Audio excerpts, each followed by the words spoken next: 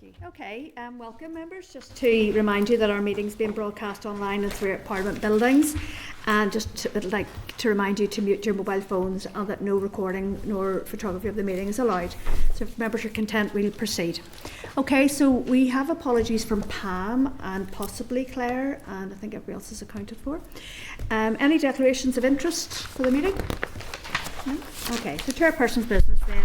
3.1 Chairperson's Liaison Group Updated Guidance, and I'm going to refer you to pages 6 to 57 of the pack.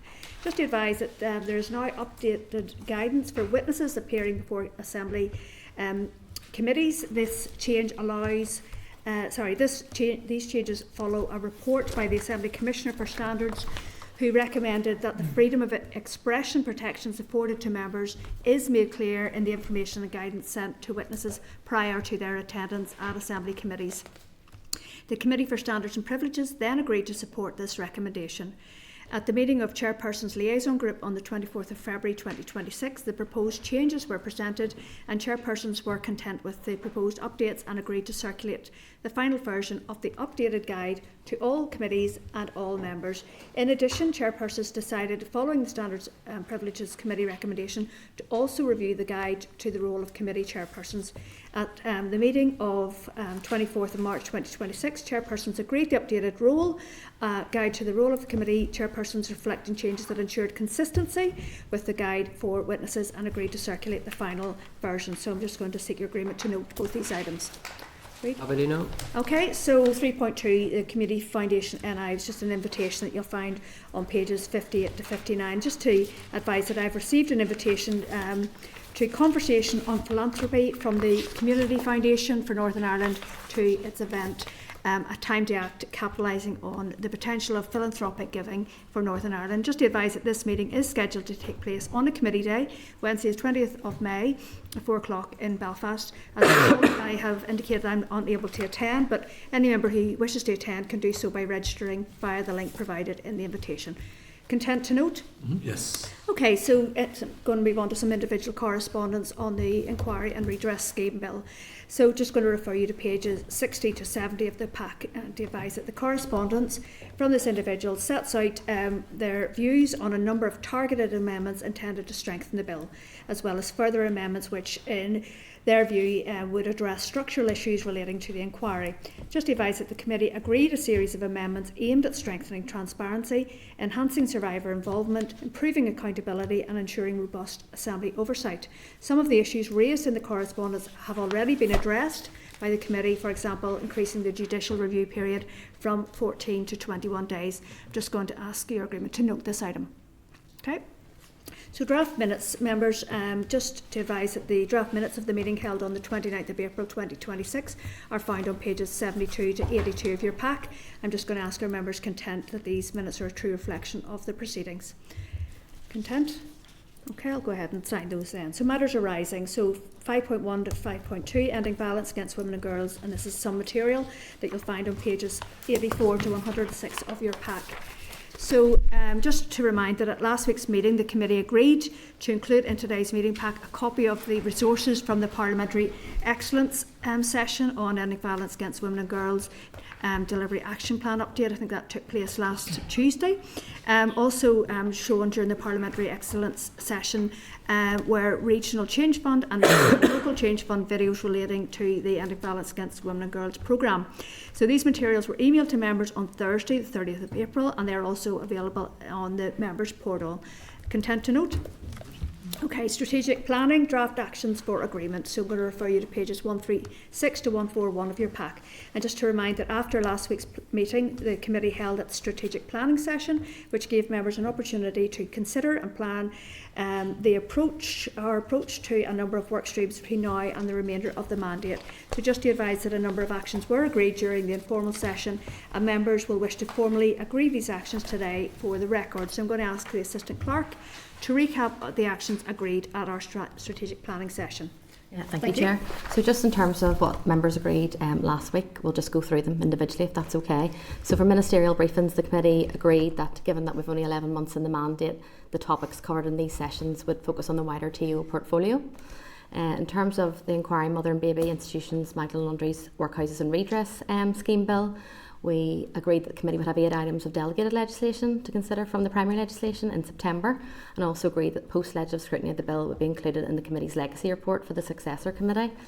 In terms of historical institutional abuse, the committee agreed that the committee team would follow up with the DALO to confirm a date for an oral briefing with the HIA independent facilitator.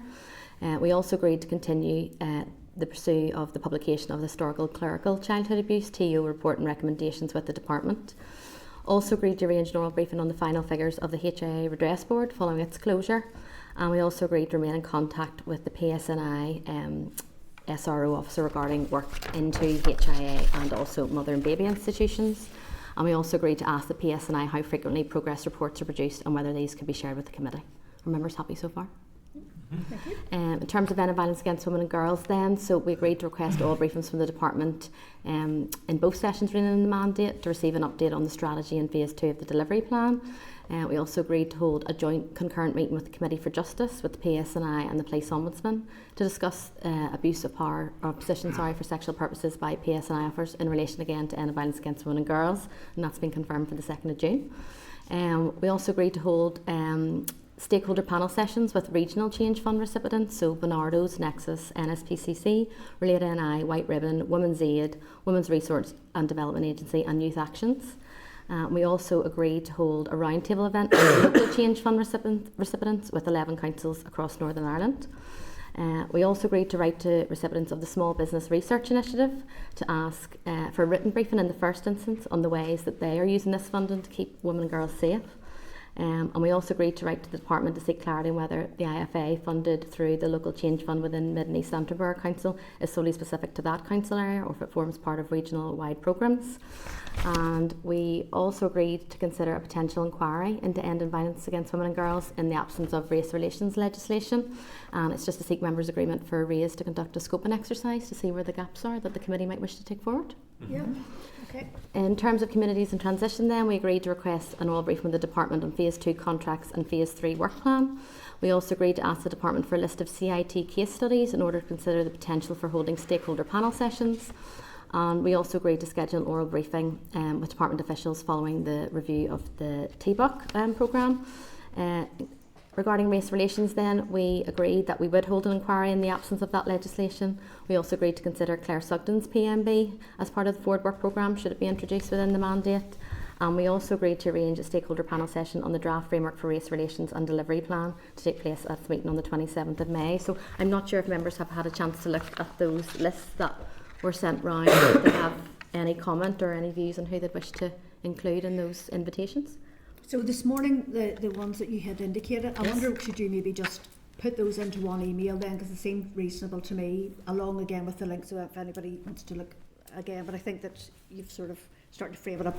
I would be content to look at that, but I want other members to see it as well. Then the potential for two panels. Yeah, so for 2 panel sessions, and then it's just looking at what groups have the widest reach in terms of community sector and more policy led. So I'll send those round after the meeting today, and then members can agree those. In terms of refugees and people seeking asylum, we agreed to request a progress update on the delivery of the strategy and associated delivery framework.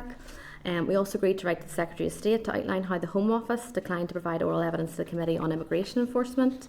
In terms of victims and survivors, we agreed to arrange 2 oral briefings on the delivery of the strategy for victims and survivors of the Troubles Conflict 24 to 2034 between now and the end of the mandate, and to also arrange a stakeholder panel session on the strategy before March 2027.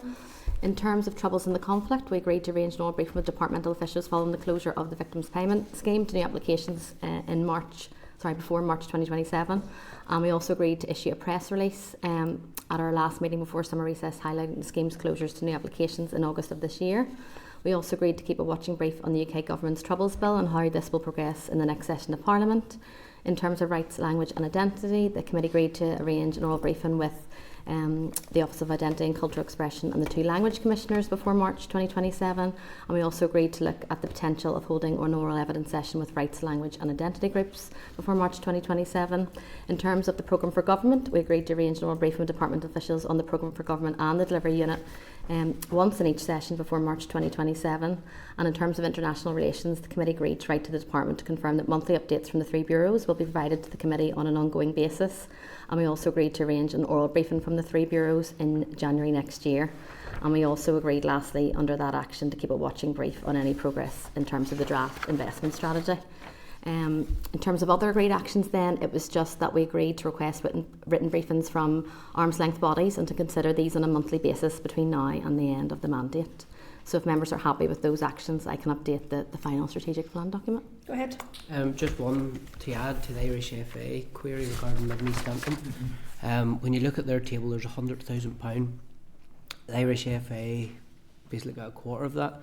Another one that sticks out is Women's Aid, and it's heading for healthy relationships, delivers presentative education to year 7 pupils and up to 60 schools. So I think that falls under the same bracket, and it might be a case of we need to look at rebalancing how much money goes to the regional fund and how much goes to the local change fund, because I believe that's 2, which is up to about 50% of the funding that's went to Mid and East Antrim is for projects that I believe should be within the regional fund. No problem with the projects, they sound good. You know, that's the areas we need to target people. But my concern is that because 50% of what Mid and East Antrim has awarded has went to 2 regional projects, it's taken away potentially from others.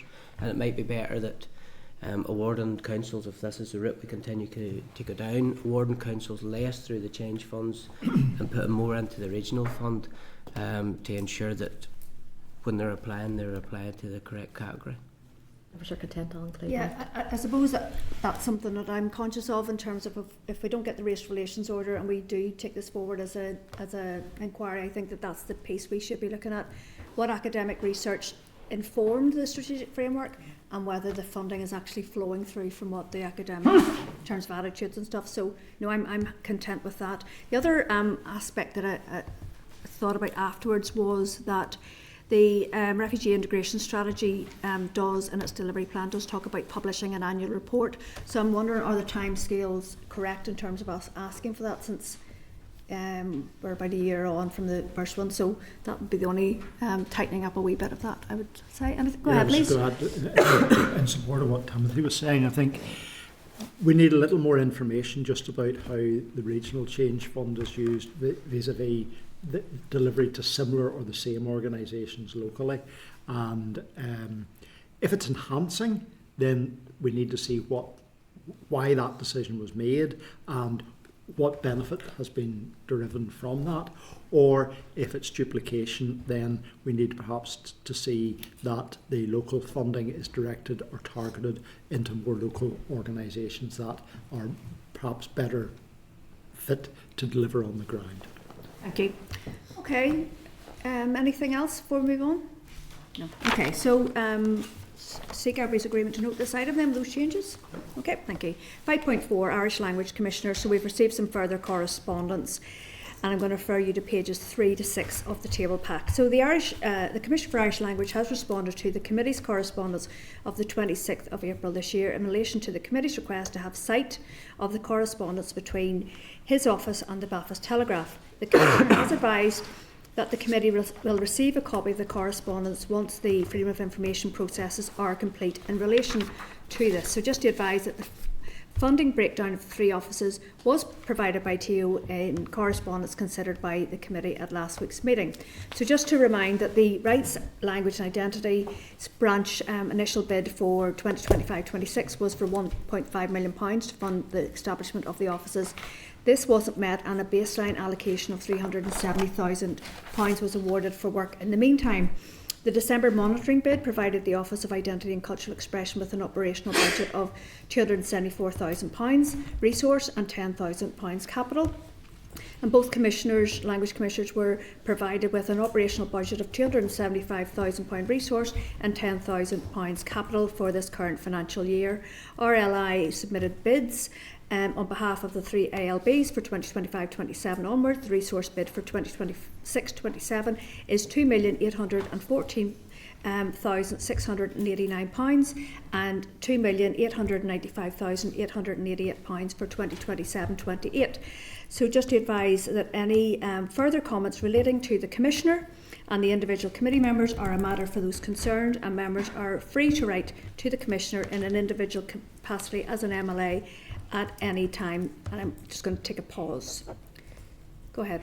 Thank you, Chair. And I suppose there's a number of points in the Commissioner's letter I wanted to raise. Firstly, I'm going to deal with point 5 of his letter, which was in relation to me, where he says that I made an incorrect allegation at committee when I stated that the Commissioner had tried to insert himself into the legal action at Grand Central. His view is that he was asked to do it and then he declined. That stands in stark contrast, Chair, to remarks that he gave to the Belfast Telegraph on the 4th of December, that the reason he wasn't able to get involved because he didn't have the legal competency, not because he declined to get involved. And just direct quote from him: "While there remains a grey area over the commencement orders of my powers, I'm not able to do that as a commencement, as a notice party. At the minute," he continued, "I'm still able to provide my opinion on things, and I hope to do that at some point, but on this occasion I won't be able to come in." So he didn't decline, Chair. He was legally prohibited from getting involved because his commencement powers weren't clear, but also TransLink is not under the remit of his work. So I think point 5 and what he has said to this committee isn't factually correct. If I turn then to point 6, when we had asked for a breakdown of his legal fees, his reply stands in stark contrast to that provided by the Ulster British Commissioner, which is in our table or on our pack at item 10.14. Commissioner Reynolds has sent a clear letter that states that he has not commissioned any legal advice and thus hasn't spent any public funding on it. The Commissioner for Irish Language has again refused to provide this to the committee and simply said that he's provided it to the Executive Office. Okay, so I have a couple of potential actions at yep. the end, so that is one that we've picked up on, but I'm happy for you if there's anything else you want to raise. I do, yeah. And then if we then go to point 3, and this is in relation to the request that I made when he appeared before the committee, I think now 2 months ago, in relation to the letter that he claims he sent to the Belfast Telegraph challenging the translation of their fluent Irish-speaking journalist. This has now become an issue, Chair, where we've engaged with correspondence with the Commissioner for 2 months, asking him to provide us with the letter he publicly stated to this committee he had sent. To date, he has refused to do that on a number of occasions, and he's now saying that he'll do it when an FOI process by a member who's taken that up in his own individual capacity. What Timothy has done, he's entitled to do through his elected office, but it has no relevancy to the work of this committee. So the Commissioner, in my view, Chair, is now getting to the stage where he is obstructing the work of this committee. We have written on a number of occasions asking for this letter. I'm not interested in his opinion when he states that he doesn't believe that the context we've provided is suitable for him to provide. Then we've asked him for the information. If he doesn't want to provide it to us, we have powers that we can use, and I would just say we are now getting to the stage where we are perhaps going to have to consider that, because we have written to him on 3 separate occasions. He's using a process which a member outside of this committee is entitled to do, as any member of the public. So if we request any information to this Commissioner, will he then say, "Oh, I'm doing an FOI with a private individual, so he won't provide anything to this"? And then just in relation to item 3, he thought that the process in which the discussion with Mr Gaston raged last week was, in his view, entirely inappropriate. Again, it's not for the Commissioner to provide his view on the actions of MLAs. He's accountable to this committee. This committee is not accountable to him. So I just think that this letter is completely unacceptable, and if he doesn't want to provide the information that we have requested, like the other Commissioner has done, we should consider what powers this committee has to legally compel him to do what we've asked. Okay, go ahead please, Timothy. Chair, there's a number of things. So Mr Deeds has responded with 6 points in his letter. There's a number of them, if you give me time, that I do want to highlight, because I do take exception to some of them. Point 2, I clarified in my letter of the 3rd of April that I did not at any time claim to have advised the Assembly Commission, and that this is reflected in the agreed Hansard record of the hearing on the 18th of March. So let's be very clear. What does Hansard say? And Hansard is clear. Mr Gaston, myself, your job is to give advice to public bodies. What public bodies were you giving to that advice? In response, Mr Deeds said, I gave that advice generally, but the Assembly Commission is one of the public bodies on our list. So Mr Deeds, once again, who has claimed it is a bad translation for what was quoted from his Irish translation into English, now seems to take exception with the English language that he has used in Hansard, and I don't understand why, when he's saying Mr. Gaston asserted that I misled the committee. It's clear in black and white. That's what Mr. Deeds said. He said that what public bodies, that the Assembly Commission is one of the public bodies on our list. So he implied to this committee that's who he was given the advice to. So point 3, Mr. Deeds' letter says he did so again at your meeting on the 29th of April, when he also made it known that he had contacted the journalist who wrote the original article upon which my complaint was based. I find this entirely inappropriate, given that the FOI process is ongoing. No harm to Mr. Deeds, but he'll not be dictating to either me or my office who we contact. We're in contact with journalists quite regularly, and in the case of, because he is trailing his feet, this is an open investigation or open consideration by this committee, and to try and get a fulsome picture, because Mr. Deeds is refusing to release the information in a timely manner, I felt that that was the only option open to me at that time. I have, through FOI, tried to get information. He is trying to delay the process, wind down the clock, and only release that information to both myself and now the committee when that window for an FOI response has been run down. I do take exception, because he attacked the integrity of the journalist without giving the journalist a right to reply. So it was important that somebody within this committee challenged Mr. Deeds' narrative, and that what he says shouldn't be just taken as gospel, that somebody should be probing into that, and that's what this committee needs to do. Point 4, he goes on to say, I do not consider the committee's stated wish to understand the contextual issues surrounding the matter to be in itself sufficient grounds for requesting a copy of this correspondence, particularly as both the correspondence and the matter concerned relate solely to a complaint about how comments I made during an interview were reported. I think Mr. Deeds needs reminded that he's accountable to this committee. We're not accountable to him, and if we asked for information, regardless of how he interprets that or what he thinks about it, that information should be given without pushback and should be given without him dragging his heels. And to go on to say I'm content to share the information with the committee at the same time as it is released to Mr. Gaston, as Philip says, that has absolutely nothing to do with this committee's business. That's an FOI that I was following outside of this room, outside of committee, and to use that as an excuse to frustrate this committee to release the information, I think is unacceptable for somebody that is accountable to this committee. So I would be very supportive of Philip's suggestion that under section 44 of the 1998 Act, to compel the release of documents, that we now start that process. And point 6 in closing, this is on top of, but not related, are not always unrelated to, the great interest in my work shown by members of your committee. As I said in my letter to you on the 27th of March 2026, this will continue to expend much needed public funds.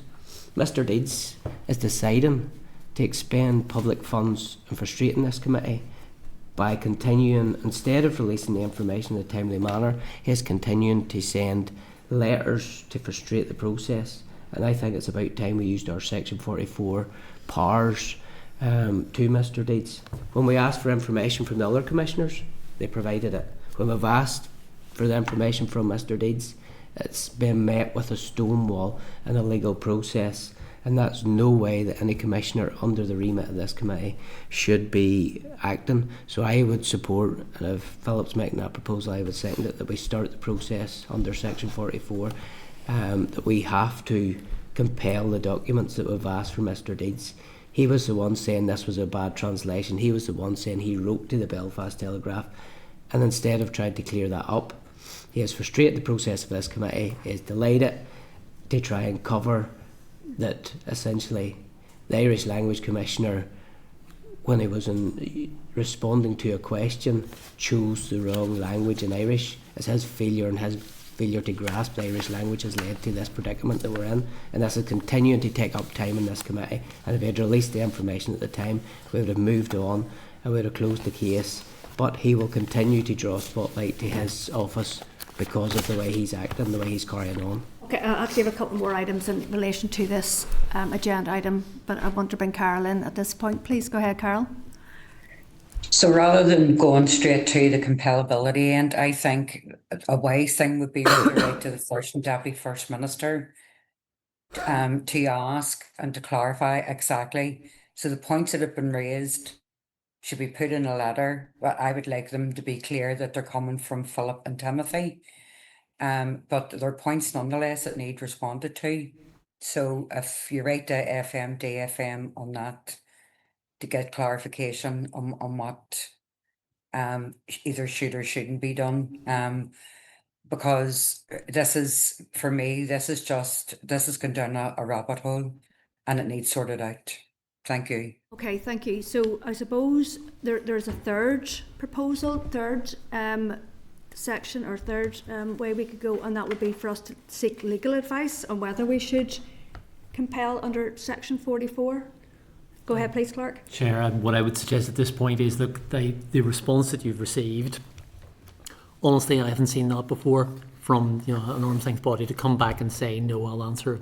You wait till the FOI comes out. I haven't seen that answer before. So perhaps maybe the way is to write back to the Commissioner and in no uncertain terms indicate the committee is not content with this response and that it has all sorts of powers, which members are absolutely right, they do have, which have never actually had to be used because usually the organisations that we're dealing with see the error of their ways, for want of a better phrase. So that would be my suggestion, is do that. Write again. Well, just write again, yeah. No uncertain terms.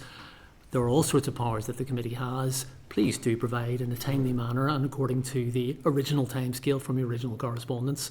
And then if you don't get that, then it would be legal advice. But once you get the legal advice, you then have to apply it to the Speaker. So it would take a while. And usually what happens, my experience or Clark's experience, is they do think better of it and you then get the information while you're in that process. But I don't think anybody could be any doubt that there is the strength of feeling from some members in the committee. Okay, so I'm going to go to the Mr. Brett's first proposal then. Should I put that to the vote then? I could just... Sorry, go ahead, please. So I just think it's important to note that this isn't a proposal in relation to getting this letter from me or Timothy. This was unanimously agreed by this committee months ago when the Commissioner was here. It was then unanimously agreed by this committee that we would follow up with a letter a number of weeks ago. So now that we've sent 2 letters and on 2 separate occasions he's refused, unfortunately, we're now in a position where I'm not able to withdraw my proposal, and I do think that we do need to move along in relation to doing this. We've wasted 2 months on this. We've now just had comments from the clerk, who is a very experienced officer of this assembly, that he has never, and I repeat, never seen this before. And I think ultimately, and regrettably, that I'm going to have to keep the proposal that we look to use our powers under section 44A. Carol was indicated first. Carol, then Deputy Chair, and then Timothy. You're right. Go ahead, please, Carol. So I wouldn't be for writing back to the Commissioner. I would just send it straight to FM, DFM, because the issue is that from what the Commissioner has said, he feels he's responsible to the ministers rather than this committee. That needs clarified. So it really does, and it won't stop any other process that is going to be suggested either. It just needs to be confirmed in writing from the First and Deputy First Minister. Can I just round the... Go ahead, please, Deputy Chair, and then Timothy. Thanks. Chair, yeah. I mean, this is a serious issue and we need clarity and we need answers of that. There is no doubt. And the clerk is equally right, and certainly in my experience, I have seen this process threatened but never actually carried through because people recognise that we do have the power and the authority.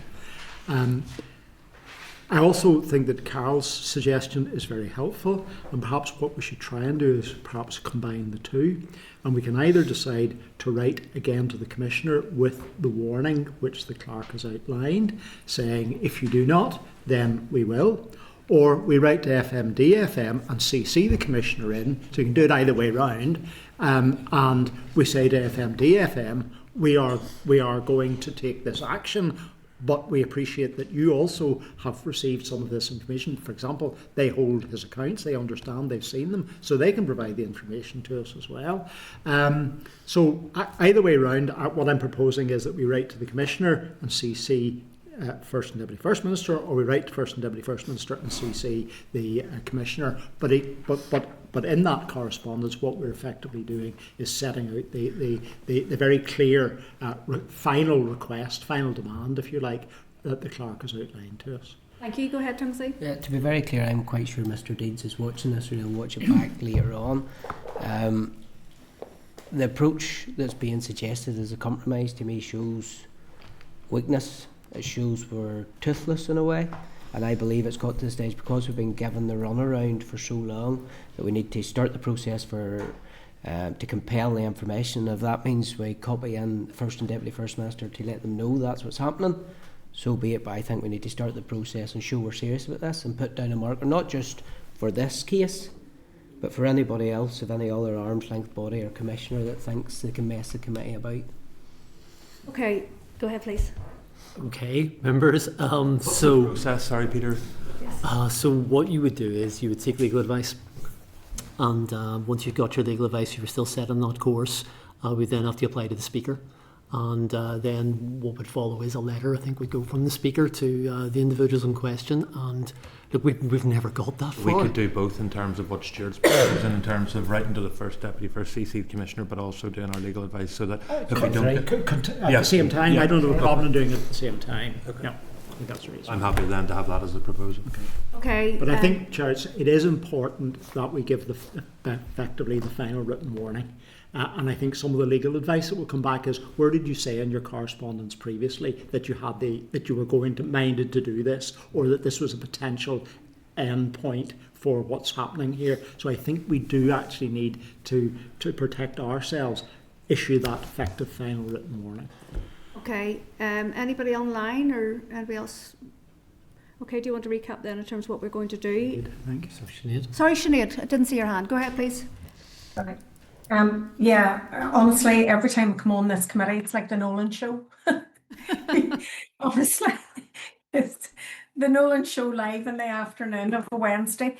I just think, you know, we're very quick to reach for a nuclear button. No. You know, there is really sensible proposals put on the table. Stuart has put a sensible proposal on the table, and let's just follow it through, and just let's be grown-ups in the room. That's all I have to say. Thank you very much. Okay, so do you want to recap then, Clerk, what we're going to do then? So members, hopefully I've got you right. This is the point, Chairperson. And where then we'll members, put it to the vote, yeah, go ahead. well, or if necessary, okay. and members will push back on me. So what I think you'd be doing is writing to FMDFM on Ms Nicolan's point about accountability and seeking clarity on who the Commissioner is accountable to.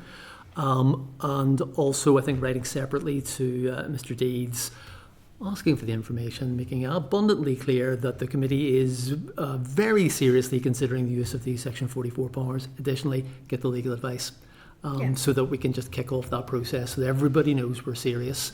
And look, I think I think as Mr Dixon is indicating, if we wrote and threatened Section 44 without having legal advice, that's a less ideal outcome. I think it's shrewder to, as I say, make clear the committee's thoughts on this matter, seek the legal advice, and everybody knows where we're going, and everybody knows what's going to happen. Okay, so for clarity then, we're starting the process by getting the legal advice, which should be here in a week's time. So the Section 44 compellability is officially started then when we're requesting that.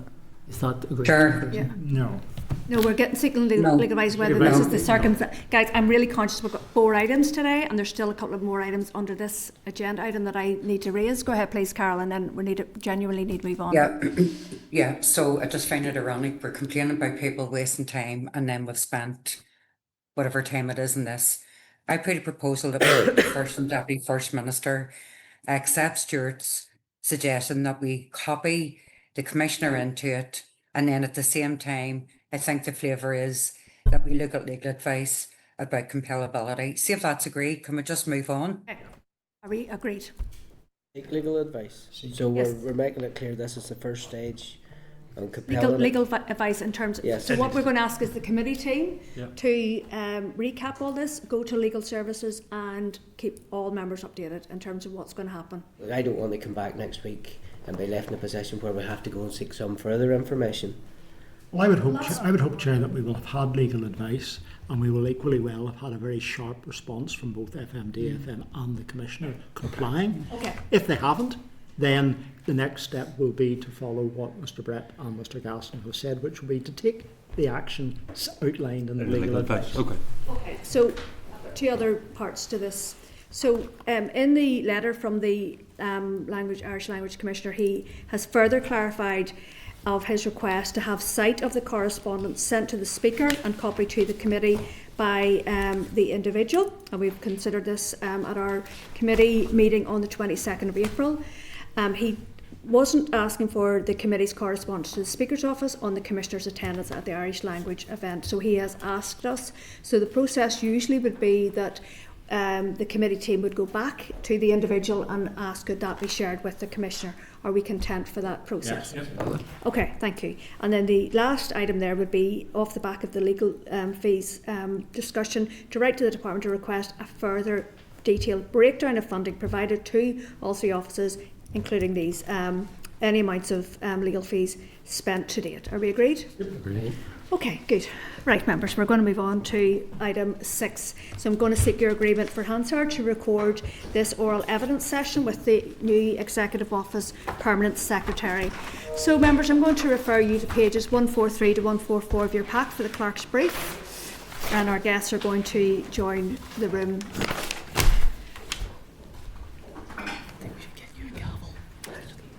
Deirdre. So apologies for the delay, we had quite a bit of business to get through there, but you're all very welcome.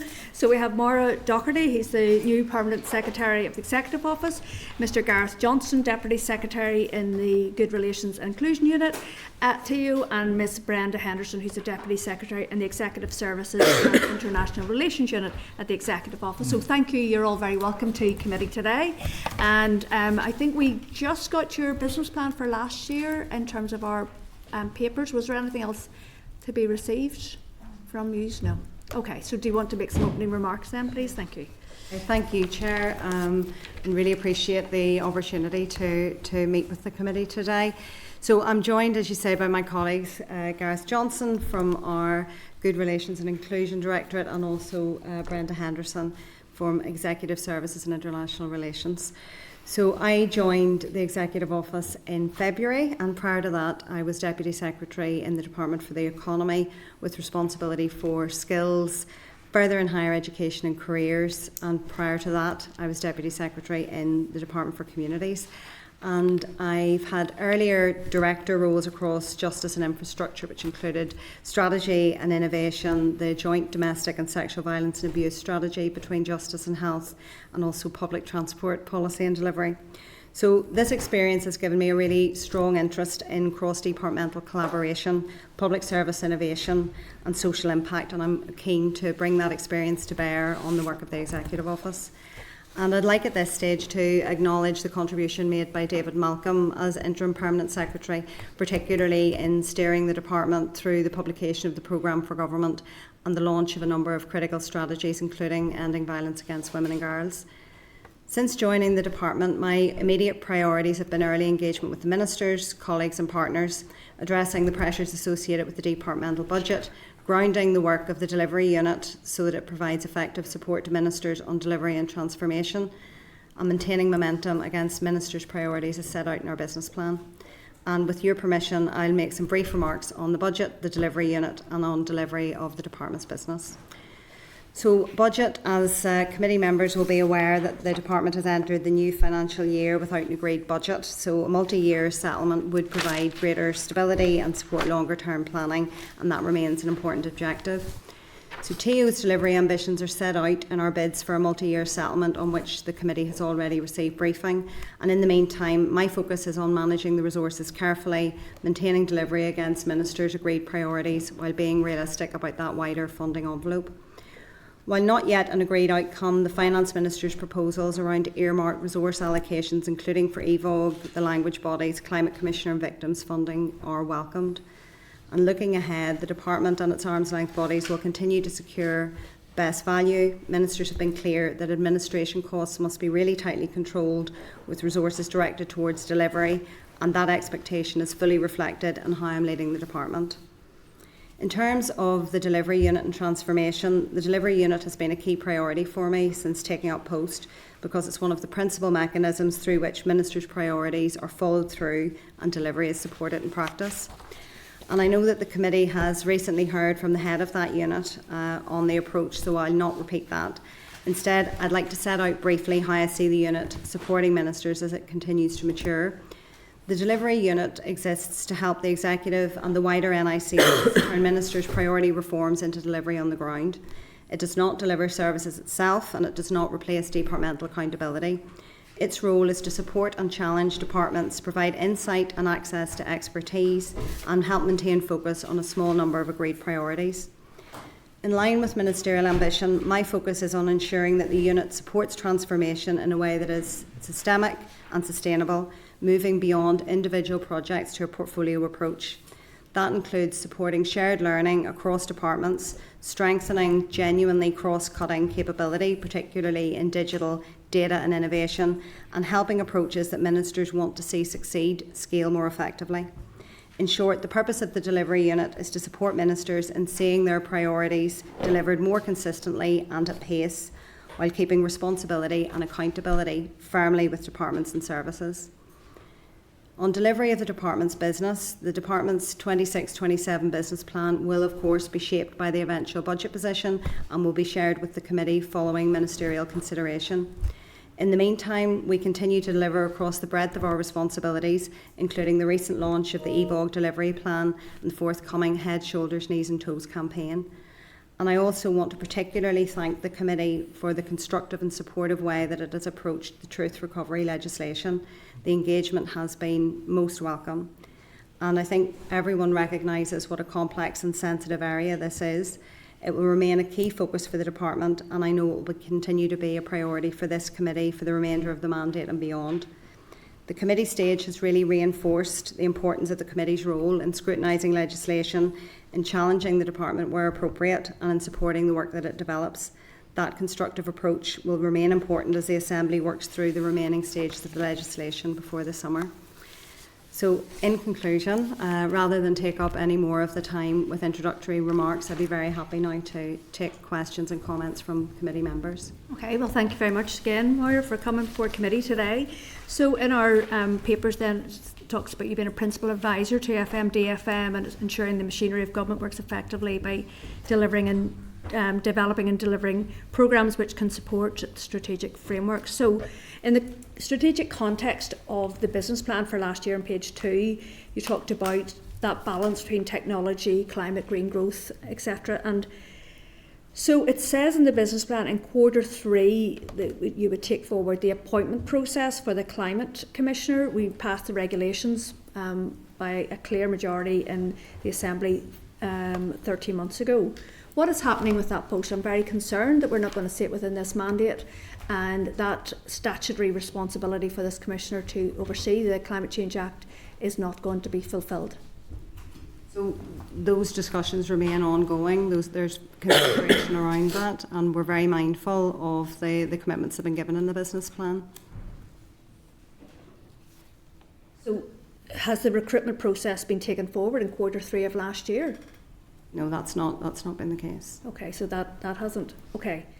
Has anything happened in relation to that office in terms of even just the preparatory work, in terms of finding a location, drawing up business plans, operational plans, job descriptions, anything like that? There's, as I say, the consideration of those are still live, and there's nothing that I'll be able to share with the committee at the moment.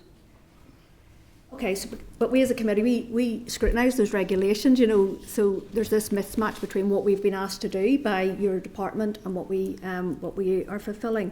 So moving on then on page 2 then, again it talks about the oversight of the executive's T-Buck strategy, and on the business plan it talks about in Q4 of 2025-26 there will be the launch of public consultation on a refreshed strategic framework on good relations. So we're now into Q1 of 2026-27. Where is the consultation on the refreshed T-Buck? So the consideration of T-Buck is live at the moment, and I think one of the things that ministers have been very clear about is the importance of integrating all of the approaches to make sure that everything that we have, T-Buck and good relations, that those are integrated and taking account of the context, the live context that we're in at the moment.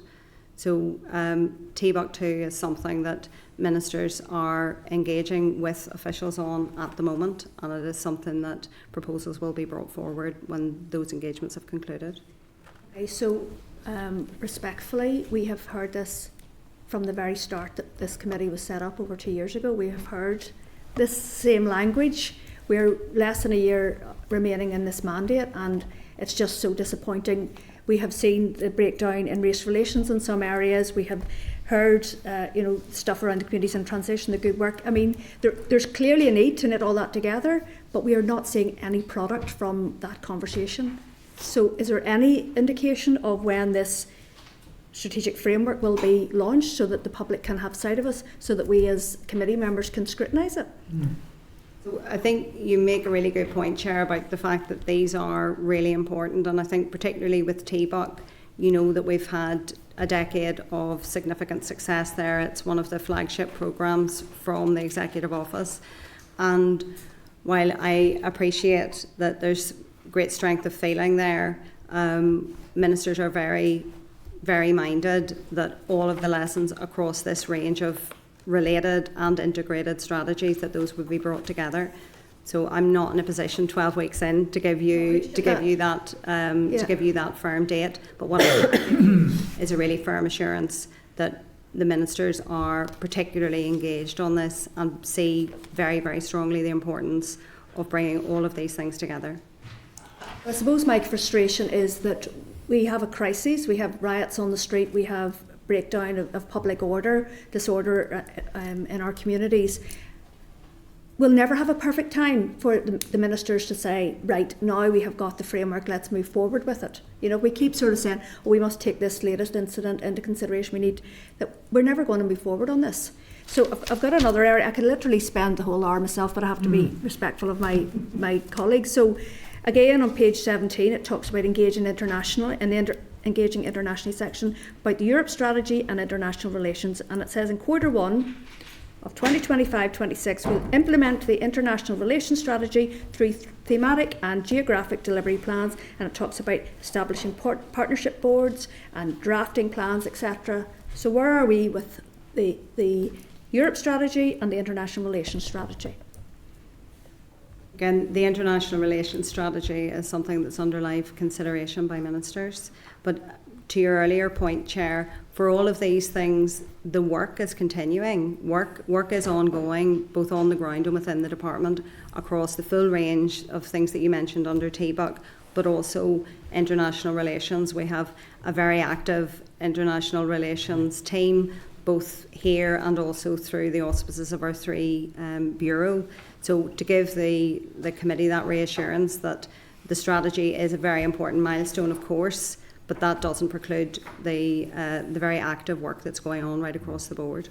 Okay, well, maybe worth noting, we know that, well, this year we're celebrating 10 years of T-Buck camps with 36,000 people having come through those camps, young people. Last year we delivered 97 projects through the District Good Relations, 62 through Central, District Council, 69,000 people taking... I'm not disputing that, that. We could throw in the investment strategy. We are waiting for that from this. So my problem is we are a scrutiny committee.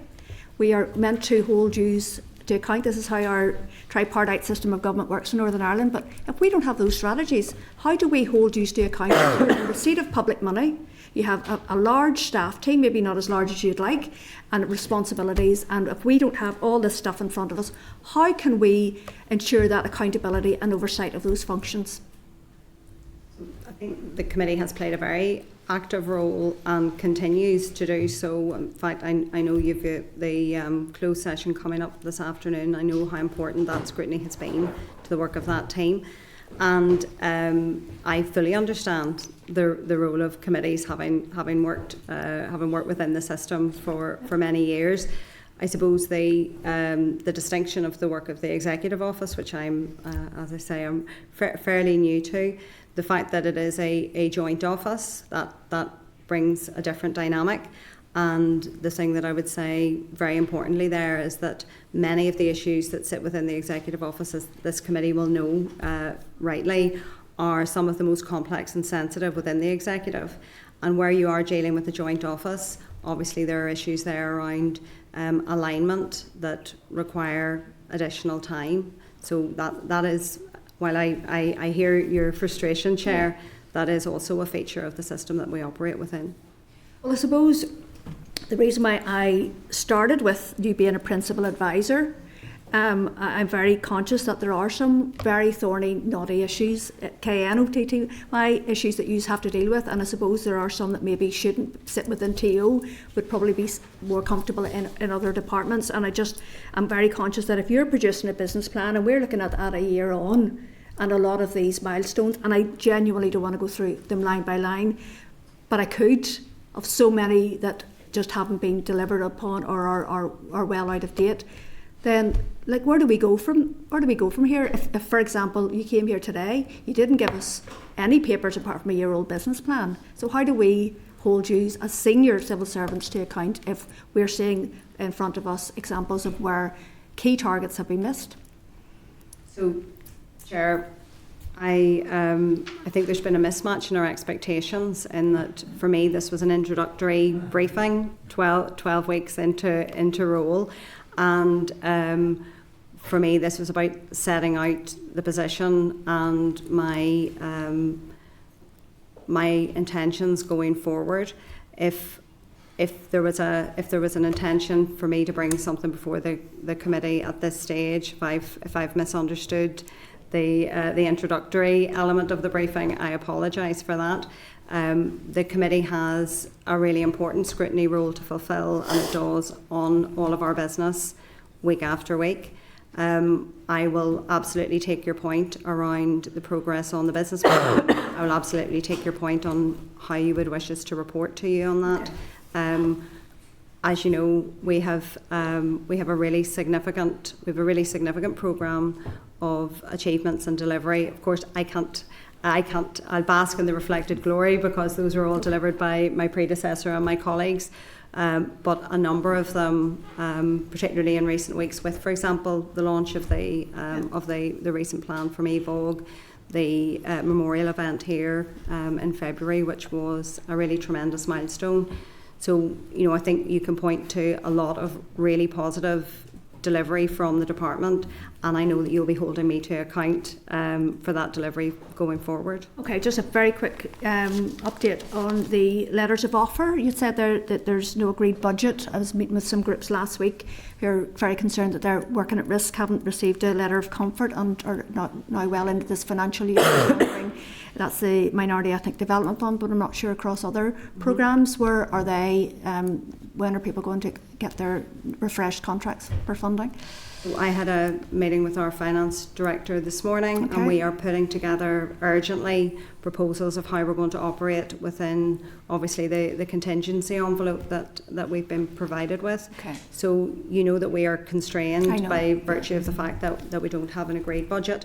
So what we now need to do is formulate options for ministers that would set out what's possible within the parameters of that contingency envelope. And where possible, we need to do all that we can to make sure that, as you say, those that we're funding on the ground, that we can do that in a way that is safe and lawful and maintains the integrity of managing public money. So that's a piece of work that's going to be urgently undertaken over the next number of days. Okay, thank you. Deputy Chair, please. Thank you, and thank you for coming to us. And I do appreciate that you're personally only 12 weeks into the role, but the department is many more weeks into their role and responsibilities. I equally appreciate that the department, the executive office, has a very broad range of responsibilities. And looking at the political reality of that office, it cannot be easy for you to seek consensus between two ministers who are quite often at polar ends of the spectrum in terms of their views on various policies and how they might be delivered. But you have programmes for government, you have plans already set out. So what's the problem about delivering them? How often do you actually sit down and speak with the two ministers? How often do you actually converse with them and say, here's what I want to achieve today, this week, this month, this quarter, this mandate, whatever it happens to be? Because you have a responsibility as a public service to deliver the programmes that have been agreed, but even they are not being delivered. So how often do you actually sit down with the two ministers and say, here's what we need to be doing? I have a detailed session with the ministers at least once a month. I think I've had in the last month I've had 2, perhaps 3 detailed sessions from memory, and I'm trying to be very careful in my response here, because I consider it a privilege to serve within the NICS, and it's a privilege to serve within the executive office.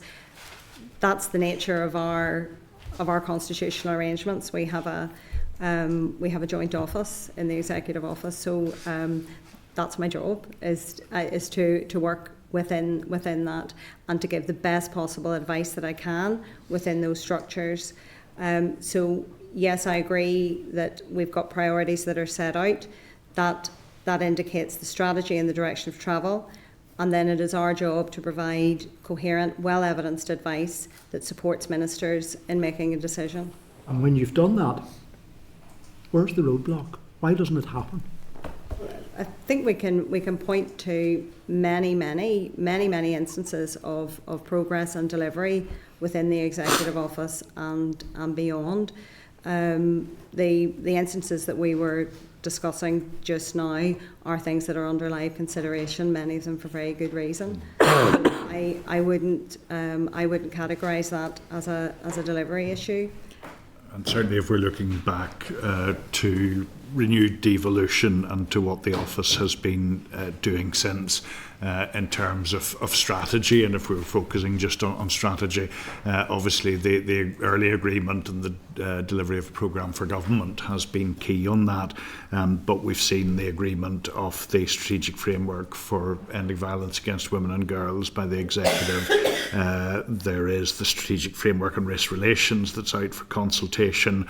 The executive agreed a refugee integration strategy. It agreed a 10-year victims strategy. All of these things that are very much within the responsibility of the executive office. But where's the action on those? That's the hot air in the talk. Where's the action? And I am on record as quipping that we used to launch ships and now we launch strategies, and the importance that those are translated into action plans.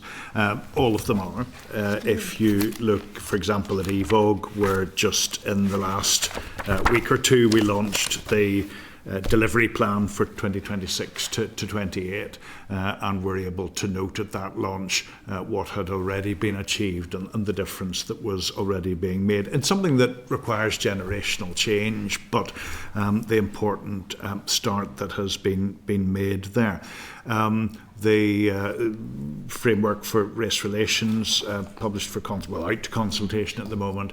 There's a very detailed delivery plan that sits alongside that. We've really wanted to move away from the sort of strategies that everybody puts what they're already doing into, and then you spend more time monitoring them sometimes than you actually do, into flexible frameworks where there are action plans that are very much focused on what we can do and what we can do as a department in our convening role and coordinating role to make a difference across government. But speed is not exactly one of the accolades that one would naturally give to the executive office, particularly when it comes to even simple things like answering members' written questions. Regularly I see and I send questions and I see people asking the question, when is my question going to be answered? I mean, that's a fairly basic element of government, that ministers are held to account on a whole raft of things, but not least of all by individual members who have a particular interest in a statistic or a piece of information or about a programme or whatever it happens to be. I know civil servants write the answers and they give them to the First and Deputy First Minister, who have to sign off on them. Why are they not being signed off in a timely manner in accordance with the time frame that's set down? There's a question for you. And what are you going to do to improve it going forward? As I said earlier, we do have a unique construct in our constitution, in that we have two ministers that head up the office. So there are times when alignment requires a little more time. Is that an excuse or a reason? I would characterise it as a fact. The reality is, we've always had two ministers in that role. You would think after 25 years we would have worked out a bit of business efficiency. It seems to be sadly lacking in the executive office. Well, and are you going to change that? Well, I think if we're talking about efficiency and in terms of our processes and our structures, I think it absolutely is my role to ensure that the supporting processes that are there to enable ministers to do their proper role, that those are as tight and as agile as they can be. And that is something that we have been discussing as a senior team, and it's something that we're certainly going to endeavour to make sure that our ministers get the best possible advice and support, and that those processes that are there, those enabling processes, are as good and as high quality as they can be. And finally, is that a conversation which you will now also have with the First and Deputy First Minister, and say, look, we're up to the game, we're a lean, mean machine that can deliver for you, how are you going to deliver for us? It's my job to support the ministers. But it's also your job to advise the ministers, and I would have thought a good piece of advice would be get the finger out and get some of this done. Thank you, Chair. Right, I'm going to move on. Philip, please. Thank you, Chair. Moira, firstly, congratulations on your appointment. The Department for the Economy's loss is TEO's gain. And can I also, Chair, just thank the colleagues at the table and one at the back of the room who kept claiming she was going to retire, but it's great to see her back here. Dedicated public servant. So my paper said introductory briefing, Moira, so you didn't pick up anything wrong. So I'm just kind of keen to get, what is your vision for the Executive Office in terms of staff and complement under your direction and within the department? Do you think the department's too big, too small, over-resourced in some places, under-resourced in others? What have you found in the 12 weeks that you've been there? So in this time, and it's interesting because on the face of it, the department is round about the same size as the group that I had in economy. So the minute we've about 440 folk in post. We do have, and the committee will be aware of all this. This is what I am learning as I get up to speed in the role. We do have quite a number of senior posts, so that's something that often draws comment. I think what I'm interested to understand is when you extract those elements that are unique to our department. So, for example, we have the Chief of Staff for the Head of the Civil Service. We have two grade 5 level principal private secretaries. There are certain elements that are unique to TEO. So when we withdraw that, my understanding, which I now need to test and interrogate, is that we would be on a par with a Cabinet Office type ratio in terms of senior staff. However, we are very, very mindful of the pressure on public finances, and a discussion that we've had as a senior team, all of the senior team together, is to make sure that we can carry out our role absolutely as efficiently and in as streamlined a way as possible. I think the other thing that has been pointed out to me when I've been asking some of these questions is that the department did grow in line with functions coming to TEO that were additional.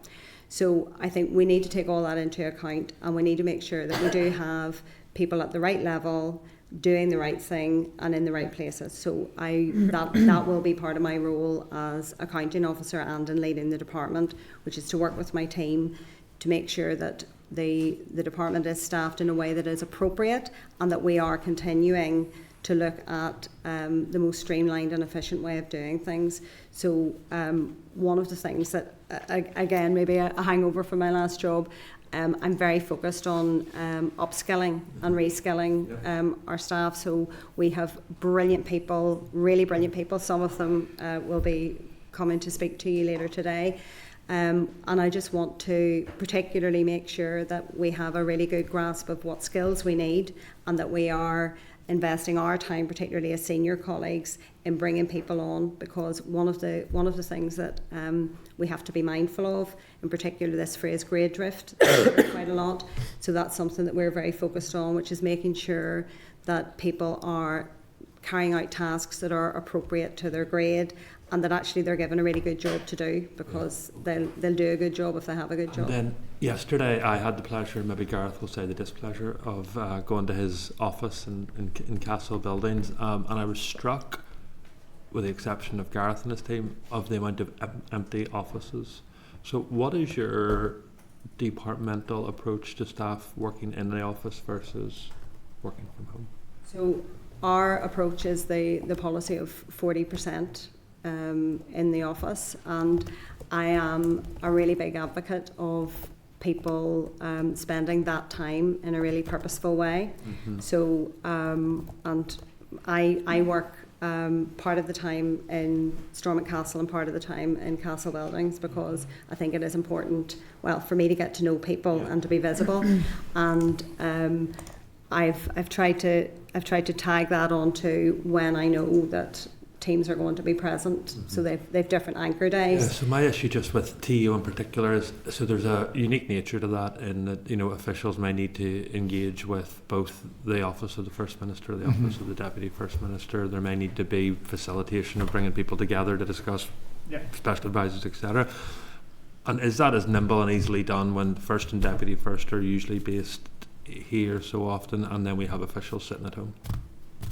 Well, our and you know, at the risk of repeating ourselves, our job is to serve ministers. So we ought to be where ministers need us to be, and we ought to be accommodating what it is that the ministers need. So I think even if someone had a day that they were due to be working from home and a minister needed to see them here, they would be here. That would be my expectation. It may be important to make the point that that hybrid working policy is predicated on business needs. Okay. As accounting officer, where you've probably had a chance to look at some of the proposed committee amendments to the Redress scheme bill.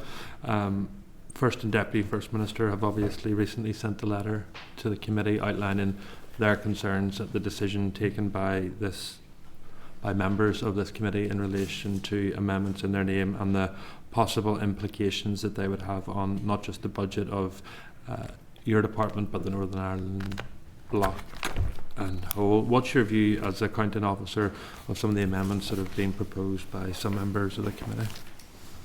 So I'm aware that it would be the committee's preference that posture mistake goes back to 1922, and from my understanding that would mean, and again these are modelled figures, so they're not precise, but an additional 27 million. So clearly this is an incredibly sensitive area, it's an incredibly complex area, and within our current budget envelope, even the potential budget envelope, that would be affordable. So the additional money that would need to come from the executive.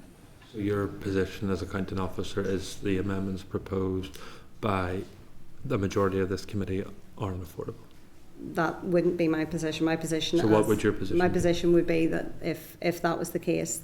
No, well, that is the case. So the case is that a majority of members have proposed amendments which will be considered by the Northern Ireland Assembly in 2 weeks' time at consideration stage. You are an accounting officer for the executive office, so your opinion on this matters.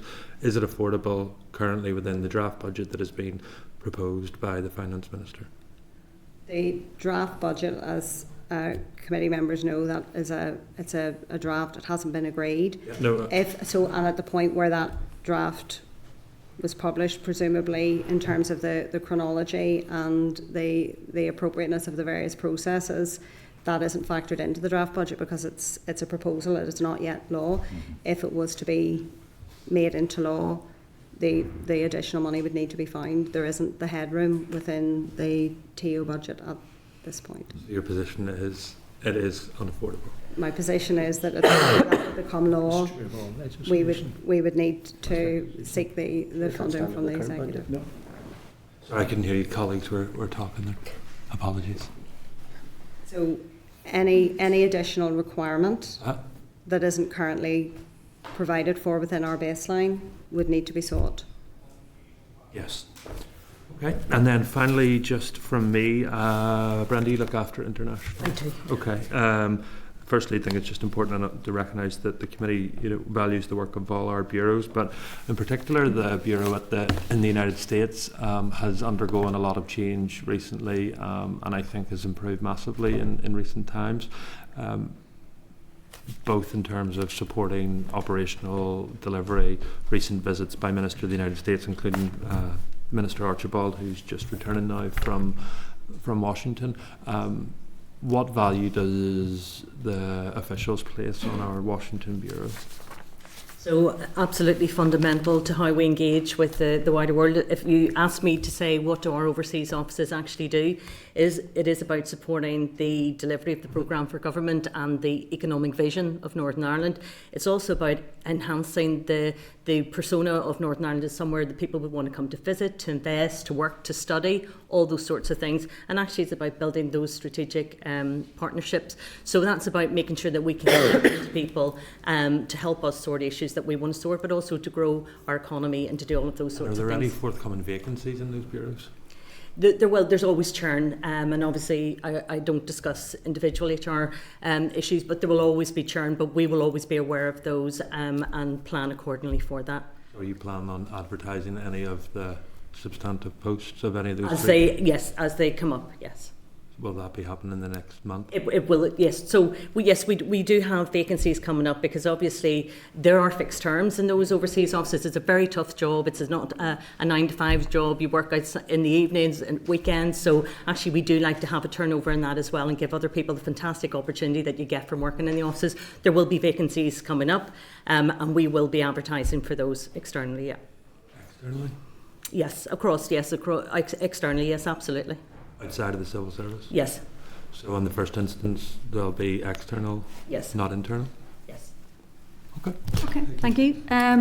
Timothy, please. Thanks very much, Chair, and welcome along to the TO committee, and hopefully your first 12 weeks you've enjoyed the role and settled in. Some of the comments that I want to focus on is probably stuff that has been in your first day brief to try and concentrate on.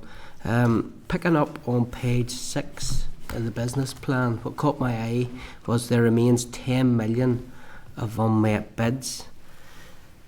You touched a bit on the staffing level of TO. Am I right in saying that a permanent secretary is a grade 2A, is that right?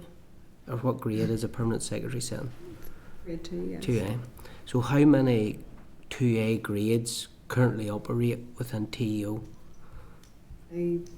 I'm the permanent secretary. Yeah, so there's no other members of staff on the same grade? Well, actually, sorry, now that I'm just caught myself there. So the CSTA, the Chief Scientific and Technical Advisor to the Ministers, she is also on that level. Does Mark Brown work within the TO office? No. Are you aware of Mark Brown? I'm struggling a little bit to see the relevance. Yeah. Well, the relevance is that last Saturday Sam McBride had an article in the Belfast Telegraph where he talked about that there's an unnamed civil servant on a band of a 2A band, approximately in the region of 135, 145,000. They're in receipt of. So general practice is that somebody on that level of income would be named, and that would be publicly available information, whereas he is alleging that there's a member of staff within the civil service where the departments are refusing to release that information, even though that person was on the same band as a permanent secretary, and all the rest of the permanent secretaries' information details have been released. So you're saying that person isn't based within TO? What I think we just need to be very mindful. I'm aware of that FOI request. I'm also aware that an internal review has commenced on that, and I don't think it would be appropriate for me to make any further comment on it. Is that person based within TO? I think we need to move on. I think it's the witnesses asked. So we're talking about the staff levels within TO. There's a £10 million unmet bid. There's 10 million unmet, and what the TO wants to achieve, or what I'm trying to establish is, have we two basically permanent secretaries within TO with only one performing the role? So I think it's relevant.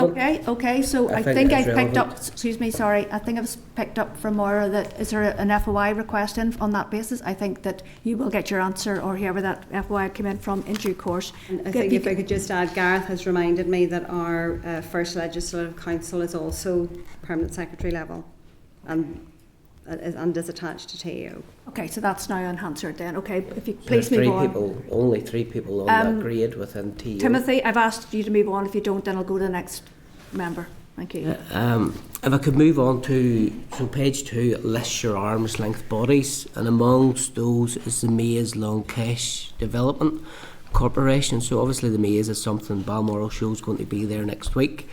It's something this committee has been focusing on. I would imagine on day one you would have got a brief of where things stand within the Executive Office. So in question time on the 27th of April, when responding to Michelle Guy, the First Minister said, "We have been clear that we want to realise the immense economic, historical and reconciliation potential of the site, and are committed to working with the Maze Longcash Board to maximise those opportunities for the benefit of all." So this has been the first question in a long time where it's almost there's an agreed position of what's happening with the Maze. So that was the first response to the question. So that would mean that was agreed position between the First Minister and the Deputy First Minister. So the potential economic benefits to anybody that's been there in this committee has carried out a site visit are clear for anybody to see. It's close to Belfast, size of the site, all that good stuff. Historical significance of the site in a World War II context is undisputed as well. But what I'm interested in is the historic and reconciliation potential of the site. What's the agreed position in that within the TEO office? So this isn't an area that I have been engaged on yet, and I mean I'm conscious that this is something, as you say, that the ministers have been on record around the potential of the site. I haven't had a detailed briefing on that aspect. I'm happy to write to the committee if you would like to have more information on that. Absolutely, because I think it's important to establish. My understanding is Sinn Féin is blocking the development of this site because they can't get their peace and reconciliation. Building anything that's on that site in that form with agreement of Sinn Féin will turn into a shrine, and that is something that I'm very, very concerned about. So if there is movement and an agreed position between the First Minister and Deputy First Minister, I certainly would like to know what that is, to ensure that compromises haven't been made regarding what will be going on that site. So moving back, we talk about the £10 million of unmet bids. We briefly touched on the Climate Commissioner, that there has been no recruitment for that post, and there'll be nobody recruited into that post and that mandate. So is that a savings of £2 million because that post hasn't been filled? So it's the post and the entire office, is that correct? I'm not sure that we could say that it's savings of £2 million. I think when you look at those bids around things that we were planning for, things that the department had in line. It's just wouldn't be as straightforward an equation as 2 million of savings. And I think the thing that I'm very mindful of, there's a very relatively small budget that's not earmarked within TO. It's around about 85 million. And one of the things that we've had to do consistently is be very agile around making sure that fairly modest budget, when you consider it in the context of other departments, that's utilised to the absolute maximum by using flexibilities. So I don't think it would be fair to say that there's a £2 million saving. Yeah, so the 85 million of headroom, is that what the department would have every year? Is it somewhere around that? So our non-earmark budget is in and around 85 million, but the majority of the funding for the department, particularly for those issues that we've touched on previously, which are particularly complex or sensitive. So, for example, all of our victims' funding is in that earmarked pool. So I think it wouldn't be accurate, I wouldn't say, to describe the 85 million as headroom. That's the budget for essentially everything the department does that isn't in the earmark category. My understanding last year there was something in the region of 22 million wasn't used within that budget. The posthumous date, if you can remind me, if it's removed from the legislation, how much will that cost? The posthumous, the taking it back to 1922, the modelled cost for that, and again, as I have to be very clear, these are not precise, it's modelled at a point in time, is 27 million. Yeah, so one would be led to believe that if there's 22 million last year, there's a pot of 85 million. I understand that's juggled between a number of priorities, but if this, and the committee has taken the position, supports the position to remove the posthumous date, and if that was passed by the Assembly, essentially it could be juggled and it would be included within that 85 million pot. I think we just need to be cautious because the 22, that figure 22 million is not freed up money. There were, yes, substantial easements that were handed back, I mean, partly because the executive was able to benefit from them, but were handed back last year from the earmarked money, particularly around victims' payments. But that was because of timing differences between the estimates of when money would be spent and the actuality. And as we know, that's been a very complex scheme. It's been difficult to predict with accuracy when the expenditure is going to come. The ultimate assessment of how much that scheme will cost hasn't changed. So the money was freed up just because of timing differences rather than because it wasn't still needed. Yeah, but essentially the same could happen other years. So to say that couldn't be found within existing budgets, I think is stretching it when it's shown in other years with easements that money has been. Communities in transition. So as a permanent secretary, can you tell me when a community in transition becomes transitioned? So if you wouldn't mind, I'd just like to make a further point on your previous remarks, because it's just to be really clear that I wouldn't agree with the assessment that because there was an easement in a previous year's budget, that means that is essentially headroom that could be used in future years. And if our finance director was here, he would be very, very clear with me around the fact that partially that's about improved forecasting and modelling. So at a point in time, there were more variables as well as the speed of the process.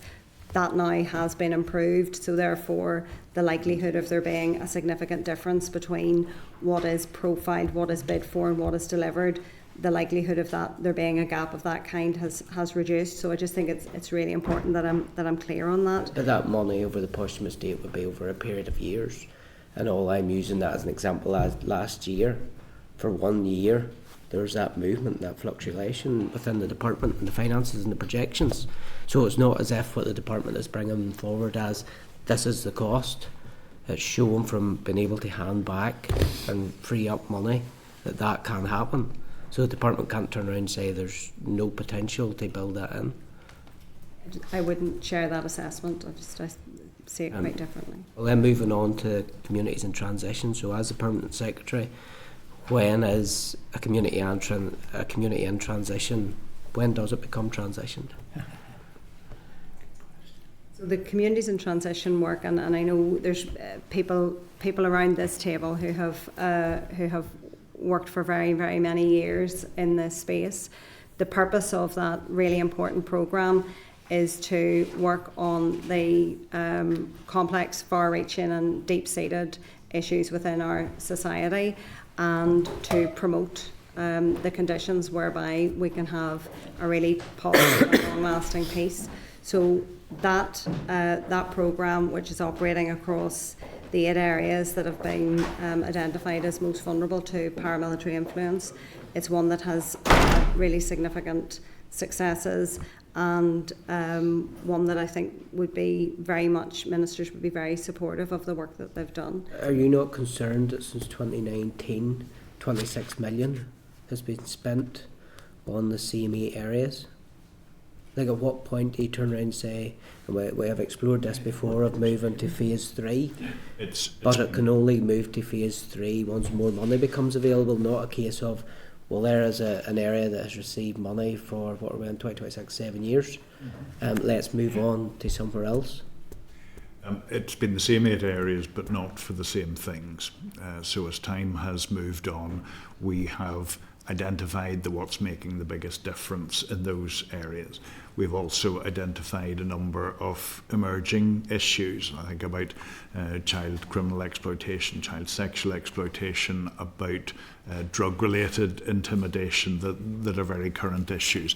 And so we have moved from a broader approach to something that's very targeted in those areas. Now, as we know, at the end of this financial year, that part of the programme comes to an end. The Treasury has held out the possibility of bids for further work, but on the basis that it would be addressing emerging needs, and colleagues on the executive programme for ending paramilitarism are working on what the proposals there might be. And certainly we are making the case that there are other areas that would benefit from that funding. As I think I'm on record as saying at the committee before, there hasn't been the level of funding to, bearing in mind our commitments to those existing communities, to move beyond. But the vision would very much be that we would want to move beyond. So, if you're starting to target and look at things like problems of drugs, you know, I look at Ballymena and the amount of deaths and suicides that has happened in around my town because of drug-related offences, and the grip that has amongst the young people. So if we're moving, communities in transition is now looking at dealing with drug issues, why aren't we considering these areas? Yeah. So are you trying to say communities in transition is moving away with dealing with paramilitary coercive control and the grip they have in their community into dealing with a drug pandemic? No, it is still dealing with paramilitary, the influence of So two are actually paramilitaries, linked. and strengthening communities to resist paramilitary control. But some of the areas in which we do that are evolving. Drug-related intimidation is one, exploitation of children and young people is another.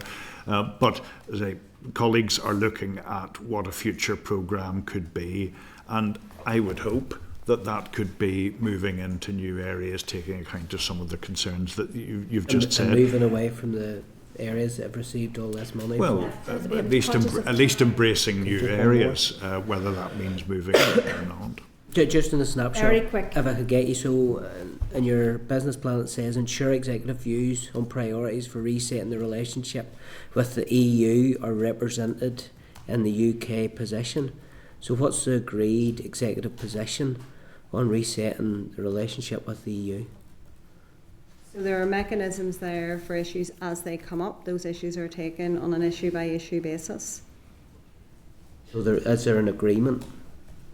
Is there an agreement that this executive wants to have closer ties? Is there an opposition within the executive office that one party wants to stick to their solemn pledge and resist the Irish Sea border? Is that an argument you've heard, or is the executive pushing for closer alignment with the EU? I think you've responded, haven't you? Okay, I'm going to move on. Anya, please. Thank you, Chair. Myra and team, thank you very much for coming in. Just on, I think it was Chair, your question around the business plan. I wanted to focus on civil contingencies unit. And I suppose, Myra, from your point of view, could you give us kind of a flavour or an update as to what's happening there? I don't know what's been delivered by Q4 of that. I know we had a briefing a number of months ago from officials who were implementing, I think it was module 7 and 8 or 8 or 9 of the COVID inquiry findings, but if you could just give us a sense of where all that's at. So, civil contingencies, the team has been very active recently because obviously the Middle East, the issue of the Middle East has meant that there's a lot of planning going on within that civil contingencies team, but also working closely with colleagues in other jurisdictions, including colleagues in Cabinet Office and colleagues in the Office for Emergency Management in the South. So they've been working not only with colleagues in those jurisdictions, but also with the emergency planning partners here. So that would be local government, other government departments. So you know that we have a model on civil contingencies where we have a lead department. So it's not always that TO is leading, TO is supporting and enabling. And certainly I've heard really positive feedback recently from those emergency partners, both actually from Wales and Dublin, about the very active and collegiate role that our team has played, and it was great to hear that positive feedback. In terms of the COVID work, I know that the committee has received a briefing on that. And that work is ongoing, and obviously we await the completion of the inquiry. Just in terms of those other, I suppose, the other departments within the executive that would be engaging with TO across civil contingencies, obviously I'm thinking recently of the cost of living crisis, reduction in fertiliser, agricultural meal as well as energy. Myra, and just to that effect, I suppose, how often is that engagement happening? So, for example, east-west and north-south between air emergency leads, as you would call them. So there is a formal rhythm of engagement, and that happens on a very, very regular basis. And then there's also informal contact. So not only at that sort of civil contingencies, emergency management community, but also alongside that, the head of the civil service has been engaging with the permanent secretaries group. Obviously, civil contingencies is its own particular discipline, that's its own particular rhythm and way of working. But the head of the civil service has also been engaging with permanent secretaries on the long-term potential policy levers, so that there is some preparedness taking account of those wider issues, and particularly, as you say, where they engage on cost of living and other public service. Okay, thank you. I suppose, Myra, you've been in post, now, over 12 weeks or thereabouts? Yeah, thereabouts. At this stage. And I know you had obviously detailed your 3 priorities of the department's 3 priorities in opening remarks, but from your own point of view, what's your observations from coming in over the last 12 weeks? And you can be as open and honest as you want, but just give us a sense of maybe opportunities that you see that could be strengthened within the department. Obviously there's challenges as well there, no doubt.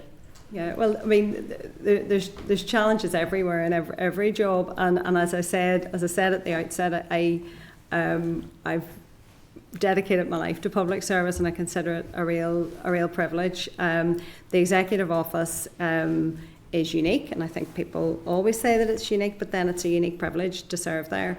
I've been made to feel very welcome by the team. I've had a great deal of support. All of the ministers, both the first and deputy first ministers and the junior ministers have been very welcoming, very welcoming to me, and have been very clear on they want to see me really focused on delivery. They want to see that that the department that's there to support them is as agile and responsive as possible. So to that end, that's the way that we want to work, in a really constructive way, and we want to make sure that we're serving ministers to the very best of our ability. I would also say that probably an area that we would wish to develop even further is the collaboration and connection with other departments, and I think particularly through the work of the delivery unit. I think that's something. Civil contingencies is a great example of where it works well, and I think that there are a lot of opportunities for us to have that increased collaboration between departments, and for TEO to be playing that role around supporting the system to work together.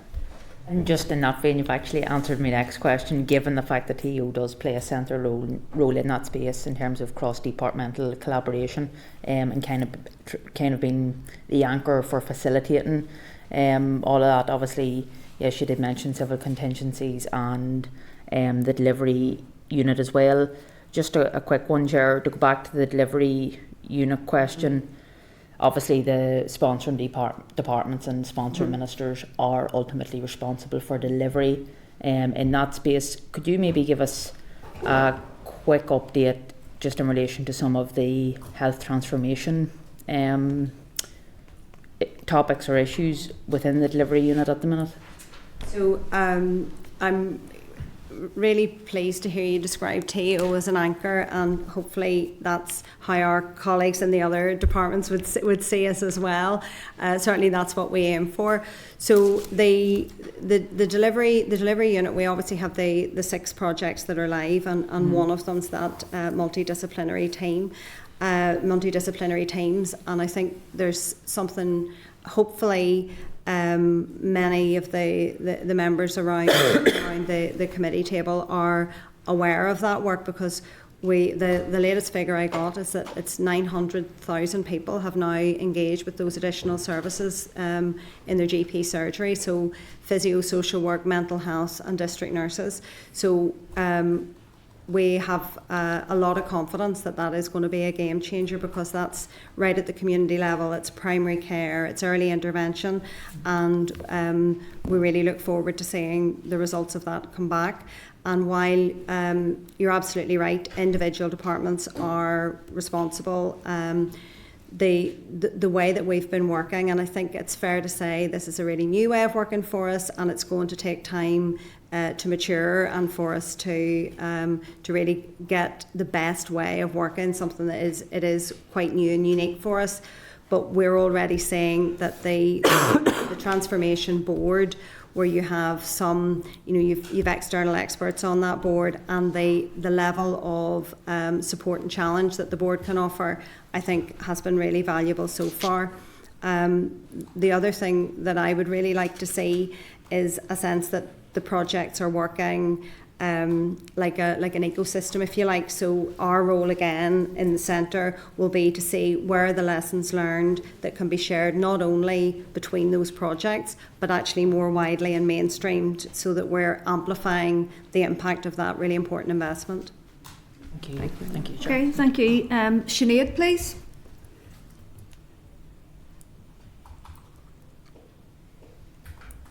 Hi, and you're very welcome, Maura, and hope this is the first of many engagements with the committee. And as we see progress, obviously it's a very important role, and unfortunately the TEO office doesn't have a good reputation of delivery, and you would not call it agile or responsive at all. So you have an uphill struggle in order to achieve that vision that you want to achieve. My questions are around the delivery as well, because I just think it is really fundamental. There's a real problem here at getting projects started and getting them completed and outcomes. So the 6 projects from the delivery unit, what kind of role do you have in that delivery unit? Are you hands-on?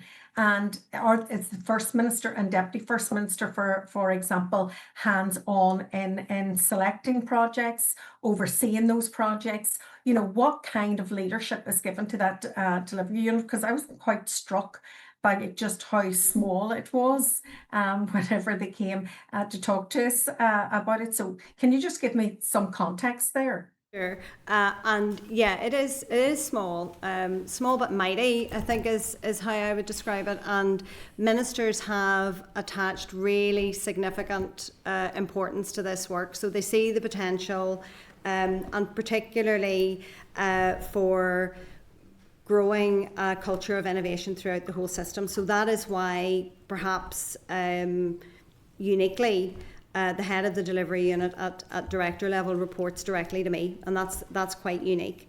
So I have been very hands-on, you know, and I have to also say I have a personal interest in innovation and change. It's something that I've worked on for a lot of my career, so I'm very energised by this area of work. The ministers don't, the Transformation Board doesn't have ministers on it, but the delivery unit makes very regular updates to ministers. Ministers have impressed upon me the importance that they see on delivery here. But I think the thing that I would be really clear about, having, like, as I say, worked on this sort of thing across a whole range of departments, is that we have to be upfront about saying innovation is about learning. Innovation is about trying something new, trialling things, piloting things. So while we know already, and I'm delighted to see the really positive feedback from, for example, the MDTs, it might be for some of those other projects that they need to course correct, or indeed there might be some of the projects, and that's part of an innovation culture, there might be some of those projects that don't work out as envisaged, and that will be part of the learning as well.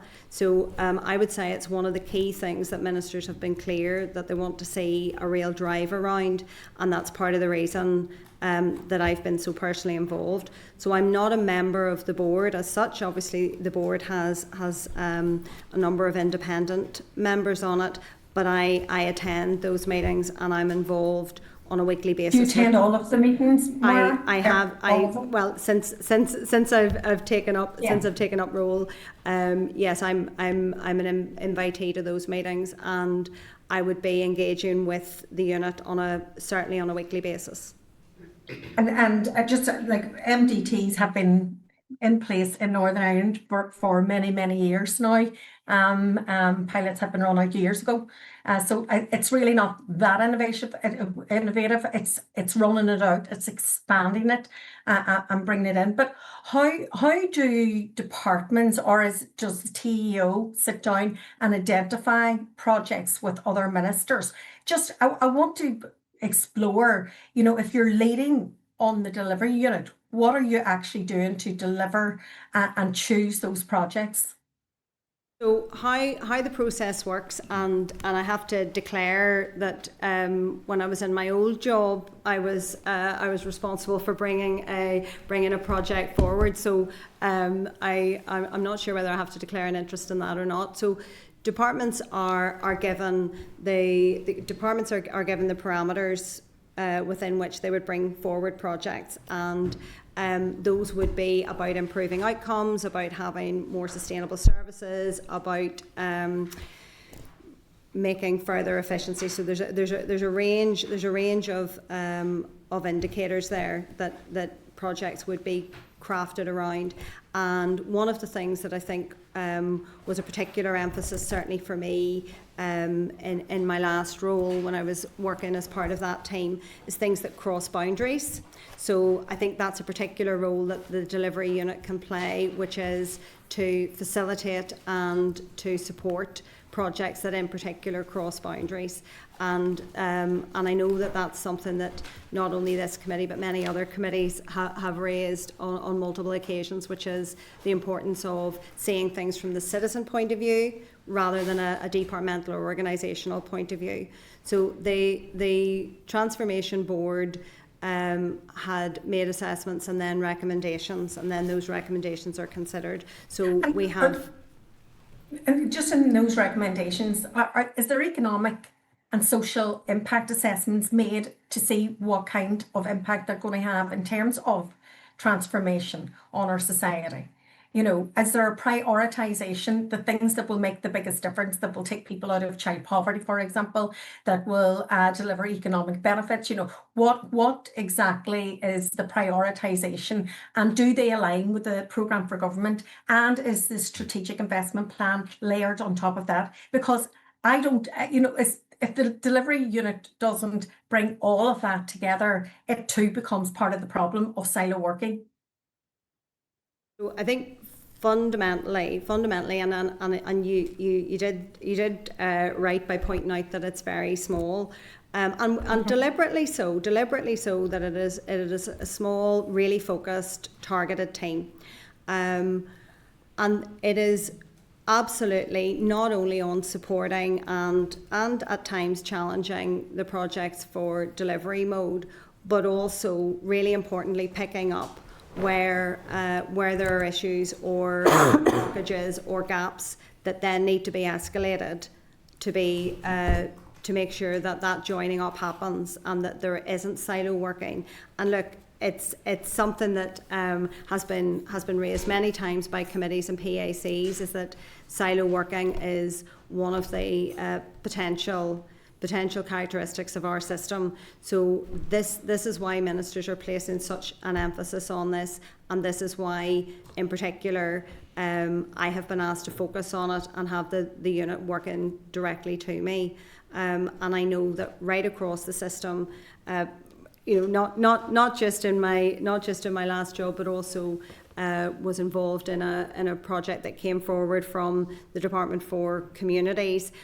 You have lots of really active and committed officials and ministers who are seeking to address the very issues that you're raising there, which is around how do we join up, work together and collaborate, and using this fund innovate in order to deliver better outcomes for the people that we're here to serve.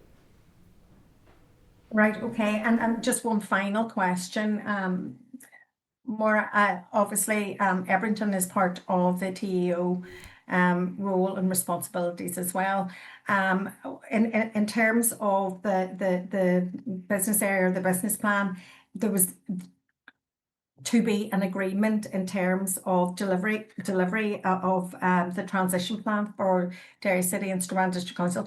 Are you aware of where that is at the minute? And also there has to be some kind of plan regarding transport and the vehicles that are on that site. I literally had to run and lift a child the other day as a car was approaching. It is extremely dangerous. So on the Ebrington piece, yes, that is the plan, that this would be something which would be transitioned to the council, and we also agree that a transport management plan is key, and we know the site intimately, as you know, in a previous role I would have been in that area very, very frequently. So these are all things that are live and are active, and while it is fair to say that plan, the transition to the council, of course that's something that was live, but that doesn't mean that in the absence of that work isn't continuing, and certainly colleagues in Gareth's group are very, very active on the development of the site and the continued work plan there, and the transport, absolutely, traffic management and a transport plan are key to that. Yeah. Traffic management is absolutely key, honestly, and I'm having it on record now. There is an accident waiting to happen. Children are in their bicycles, small trikes and everything, and people are just driving on the footpaths. There's going to be an accident, and everybody's been well warned. That traffic management plan is at the final stages, so we're intending to agree that very soon and to implement it. So please be assured that it is getting the attention that it rightly needs. In terms of handover to the council, obviously there's an end goal there, but in the meantime we've been taking a phased approach. So the council has had responsibility for site maintenance. We formally signed an SLA with them in March, and then events and marketing, car park management, moving over to them as well. So there's a phased approach that's being rolled out. Thank you. Okay, Sinead, content? Okay, Carol, please go ahead. Okay, the questions I have is really in relation to the funding that has been used on private consultancy within the department, including the SIB. So I'm keen to try and get to the bottom of that. I mean, even for example, the End Violence Against Women and Girls strategy was initiated by some SIB staff, and what we had was above average payments going to staff if we're within the civil service. And I'm keen to try and the reason I'm asking is because I'm wondering how the department builds up a pool of expertise if keep going to the private sector. Okay. So on SIB, as you know, SIB is an arm's length body of the department, so it wouldn't be just the same as private sector consultancy. And I think our approach would be that consultancy of any kind, it should be for bespoke specialist work where those skills aren't readily accessed. And I would accept that at times that has meant that the readily accessed part has been the issue, in that there have been issues around supply. So at times we've had to have consultancy due to issues around supply. And part of what we do need to do, and I alluded to it earlier, is to make sure that we are building up the skill set and the experience of the people within the department, because we do have really brilliant people. The other thing that I think has really struck me is that even though it's a very small department, it has an incredibly diverse set of responsibilities and functions, and that can mean that you don't always have the large pool of people to draw on with the particular skill sets that you need. So I think that's something that we need to work on as a leadership team, to make sure that people are getting the opportunity to build those skills up. With the SIB colleagues, at times SIB provide really essential support, particularly, for example, around capital. So in many jobs that I've had particular bespoke support from SIB on those capital builds in particular. But I totally take your point that consultancy should not be for roles that you would otherwise assume should be generalist civil service roles. So I accept that, Maura, because the capital expertise of SIB, I think, are clearly understood. I accepted that. I was just struggling the fact that we had to use SIB around ending violence against women and girls. Now, I appreciate it was done when the assembly was suspended, but it's often, and I'm not saying the staff working on that project there was any difficulty. I just feel that particularly for staff who've been sitting at certain grades in terms of progression, if, for example, even within the business of TO now, if there was a need for additional or new projects, then how would you find the skills and expertise if staff haven't got a progression route? And the other thing about it is consultancy is far more expensive than civil service. So, and I think, at times there's almost a tendency to go to consultants because we really don't know what skills people have within the team. So that was the reason I asked that. And if I could and just then come back on that to say, yeah, sure. Just this morning, actually, I was having an email exchange with some of our colleagues about essentially a skills audit, and we've a lot of work and train around a people plan.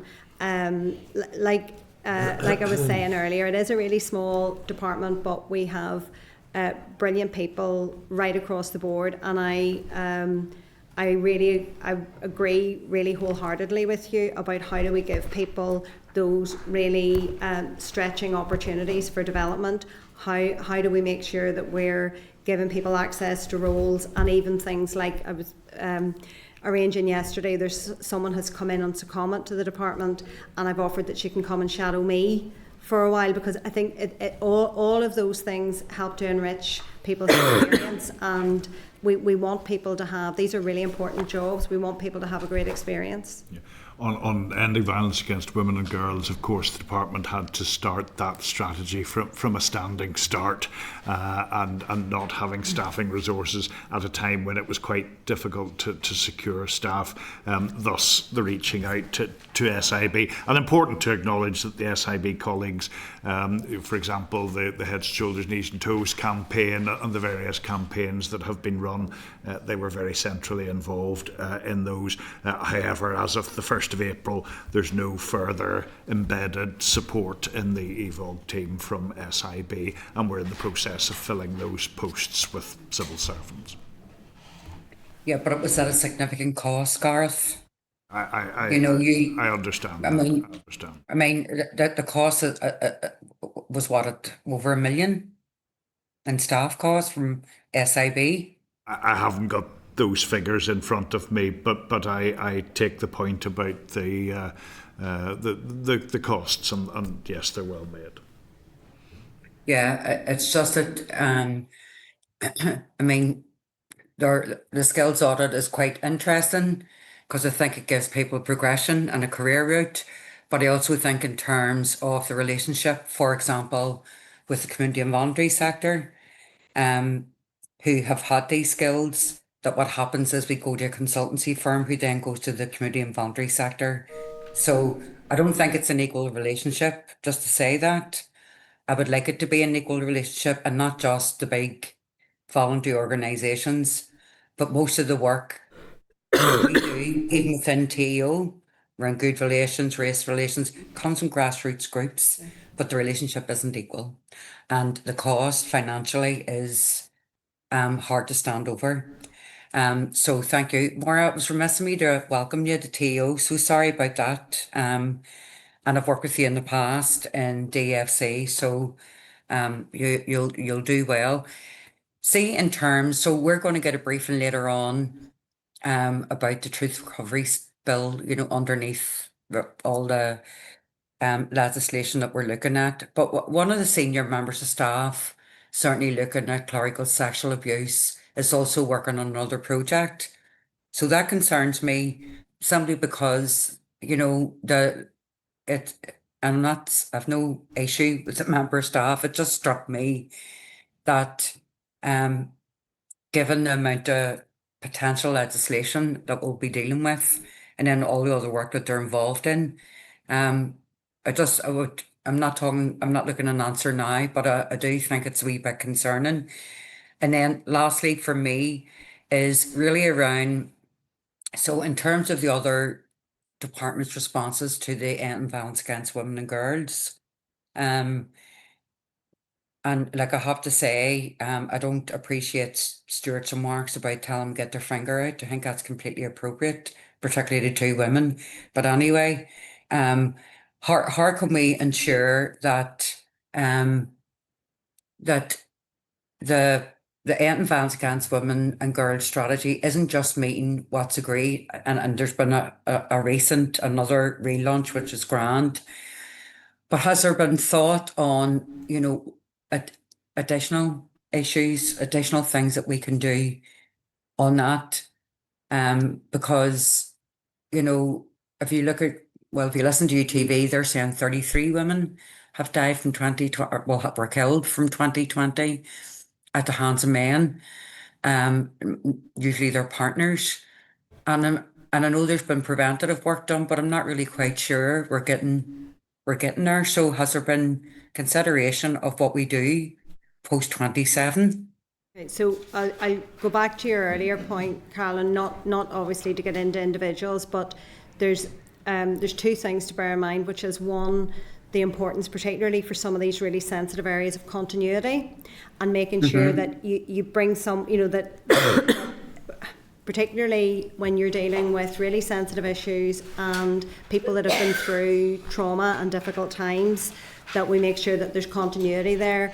And I can give the committee an assurance that any approach that we take would not be diluting the support or the service in any way, that we will make sure that is appropriately resourced.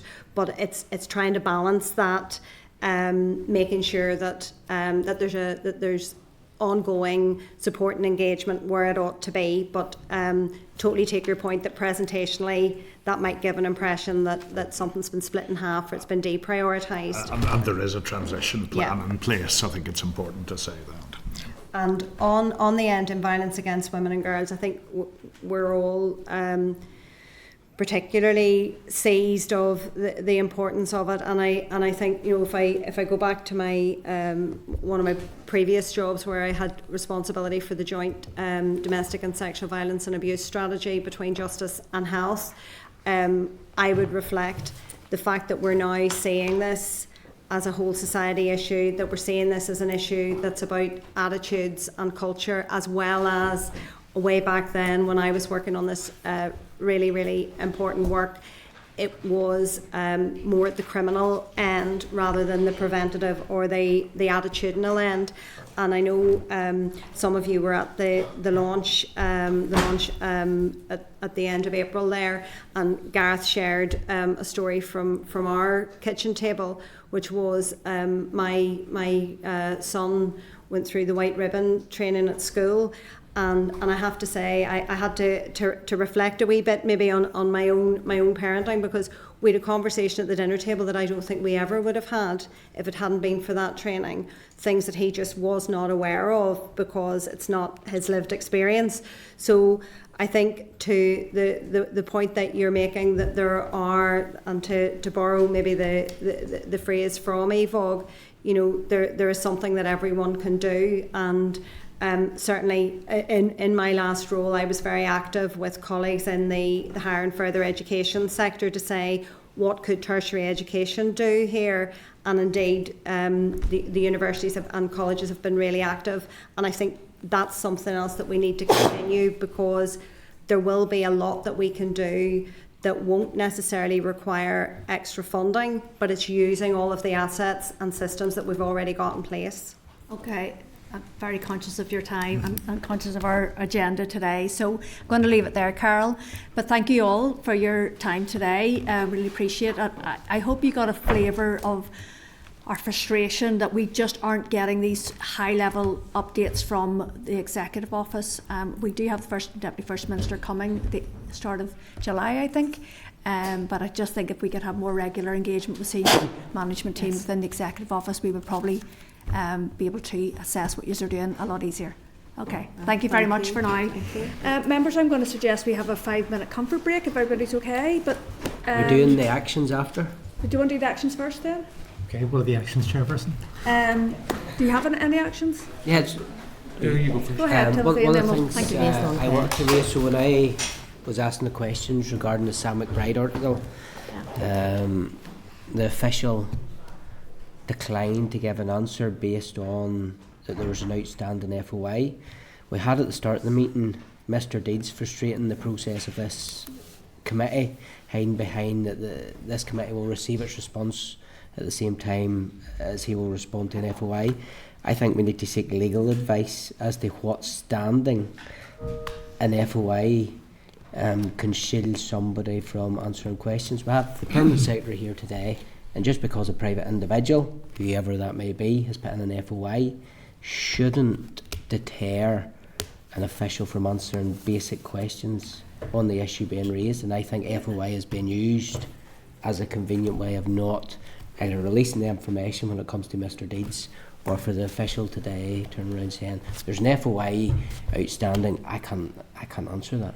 Well, I think, to be fair, because I was watching the Permanent Secretary's body language, I think she felt deeply uncomfortable because this is an individual and we're talking about somebody's salary, and I think that as a committee it's not necessarily our space to move into that area around individuals. But I do take your point about the FOI. Would you like to reflect on how that was handled, or is it maybe... I don't know if I picked her up wrong, but I think in the end she did confirm there were only 3 grade 2 in the department, which was obviously herself, the CSTA and the head of Legislative Council. So the individual who was referenced in the article, according to the Permanent Secretary, isn't in her department. So I think she was clear, but I think she maybe confused herself later on in the remarks that she made. Also, Chair, my understanding is you've received a organogram showing all of it was in your strategic planning papers. I just had a look at it, and no, there's no other person. In terms of the FOI, if members really want, yes, of course you can have any legal advice, but my understanding would be no, it has no impact whatsoever, and I don't know where that was coming from. The official simply misspoke, I think. No. They will answer our questions. You're an hour late at giving that advice. Well, okay. I think it's for members. The member was questioning her very well and doesn't need any help from me. I would have thought so. Well, I would have welcomed that help and that clarification. Guys, again, with 3 more items to get through today, is there a specific... Well, I just want that cleared up, that when it comes to Mr. Deeds or comes to a witness that's coming in front of this committee, they cannot hide behind an FOI. If it wasn't for that article, we wouldn't even have known there was an FOI in. And if somebody just wants to get out of answering a question, they could turn around and say, oh, there's an FOI outstanding. I don't think that's right. Okay, well, I'm content. I don't think it's a large piece of legal advice, so I'm happy to see if we could... You'd be happy enough with written advice? Absolutely. Yeah, okay, if the committee's agreed. Yeah, any other actions? Yes, committee agreed? Any other actions? No, okay, we'll have a 5-minute comfort break. Thank you. I promise. Okay, members, we're back in public session. So we had our session with the departmental officials in relation to a couple of amendments to the mother and baby bill, and we're meeting next Tuesday at 10 a.m. to discuss our final position on those amendments. And we also then had a quick conversation on our draft final report on our gaps in equality legislation inquiry, and we have agreed to write to the Equality Commission to ask for an update on the legal consequences of the Dillon ruling that is expected tomorrow, and the date set for the High Court review, etc. So we will come back on that when we receive a response from the Equality Commission. Okay, members, I'm very conscious of time. I'm going to move on to item 9, retention and disposal schedule for the Executive Office. I'm going to refer you to pages 334 to 336 of the pack for the Clerk's brief, and pages 337 to 362 of the pack for a copy of the 2026 TEO schedule. Just to advise that the committee has been sent the most recent retention and disposal schedule for TEO. The schedule is subject to the negative resolution procedure, and any member or committee may seek a resolution to pray on the preservation of specified records in the retention and disposal schedule. In line with the principle that Assembly committees have a role in scrutinising the actions of their respective departments, the retention and disposal schedules will continue to be sent to the committee for communities. However, they may not be best placed to scrutinise retention and disposal schedules of public bodies which do not fall under the remit of the Department for Communities. Retention and disposal schedules that are sent to the committee are required to be treated in much the same way as a statutory rule. The updated document of version 5 of TO schedule and updated document, and it is the first revision since version 4, which dates from 2016 and reflected the change in departmental title from OFM-DFM to TEO. This version is a substantially revised version with a different structure and the inclusion of additional areas, function and arm's length bodies which would not have existed in 2016. So just to advise that the time frame for committee consideration of this schedule is very tight. Members must come to a position on the schedule before the 26th of May 2026, given that it needs to be considered by 2 committees, and if a motion is sought, it must be tabled in plenary before the end of the statutory period. So just to advise that we may wish to seek an urgent written update from PRONI officials on this changes to the schedule, specifically covering what has changed since the last version in 2016, what the rationale is for the timeframes, and suggested action for specific items and other concerns. Are we agreed? Agreed. Do we have to get agreement to write to the other committee, or is that just standard? Go ahead. Sure. Why we're writing to Prony? It's a department's paperwork that they're supposing. You should write to the department. Oh, sorry, just a wee second, just speak to the assistant clerk. Go ahead. We can write to both. Yeah. We can write to both. We'll write to, if the committee's content, we'll write to DFC and to Brony. If members are content. I think it's TEO, is it? Or It's TEO. yeah. Okay, to TEO then, Yeah. and to TEO and to Brony then, if members are content. No, Prony's all Prony's doing is accepting the records that TEO's disposing. Yeah. So there's no point in writing to them. It's TEO's records. And the difference is between 2016 and now they changed the name. That's all it is. So I don't understand it. TEO it is then. Okay, so we'll just write to you then. Are we agreed with that? Okay. Okay, thank you. Okay, members, correspondence. Anything else we need to do on that? No? Okay. Correspondence, I'm going to refer you to pages 395 to 401 of the pack for a summary of committee correspondence, and I want to draw your attention to a number of items.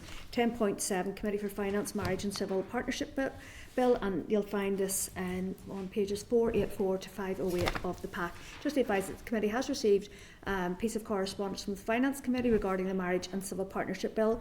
The bill completed second stage on the 20th of April 2026, and a copy of the bill in the AFM is included within the correspondence. So just going to seek your agreement to note this item and agree to write to the Executive Office to ask whether they have any views on the or comments on the bill, and whether there are any implications or any rule for TU arising from this bill. Are we agreed? Agreed. Okay, so First Minister and Deputy First Minister bereavement payment 10.9. I'm going to refer members to 513 to 516 of the meeting pack. Just advise that the committee has received a response from the First and Deputy First Minister to the committee's correspondence of the 12th of February 2026, seeking clarification on matters relating to advice published by the Commission for Victims and Survivors in December 2023 concerning services for the bereaved. Just to advise that TU has funded the Victims and Survivors Service to provide financial support to the bereaved for many years through the self-directed assistance scheme. And in the year 2025-26, almost £2.13 million was paid to 3,600 bereaved individuals. So I'm going to seek your agreement to note this item and agree to write to the department to ask that they keep the committee updated on any outcomes at the meeting of the practitioners working group regarding options for further support for the bereaved, and also to write to the CVS to request that when the advice paper on bereaved victims and survivors is updated, a copy is provided to the committee. Agreed? Okay, so 10.15, Committee for Communities proposals to disregard compensation payments. I'm going to refer you to pages 543 to 546 of the meeting pack. Just to advise that the committee has received a copy of correspondence from the Department for Communities to the Communities Committee regarding proposals to disregard compensation payments made by the Republic of Ireland's Mother and Baby Institutions Payment Scheme when calculating entitlement to social security benefits. The Secretary of State for Work and Pensions has confirmed that payments made by the scheme received by individuals resident in GB will be fully disregarded in respect of income-based benefits. DFC will now finalise proposals to provide for an indefinite disregard in respect of payments received from the scheme by individuals resident in Northern Ireland for the purposes of calculating eligibility for income-based social security benefits. The implication of this policy will require the Department to make a statutory rule to amend a range of social security legislation. So I'm going to seek your agreement to note this item and agree to write to the Communities Committee to ask that they keep the committee updated on the progress of these proposals. Agreed? Agreed. Okay, so 10.16, Committee for Education, the Education Holiday Meals Payments Bill and the Irish Medium Education Workforce Plan Bill. I'm going to refer you to pages 547 to 638 of the meeting pack. So just to advise that the committee has received a piece of correspondence from the Education Committee who have begun its committee stage of two PMBs, as I said, the Education Holiday Hunger Payments Bill and the Irish Medium Education Workforce Plan Bill.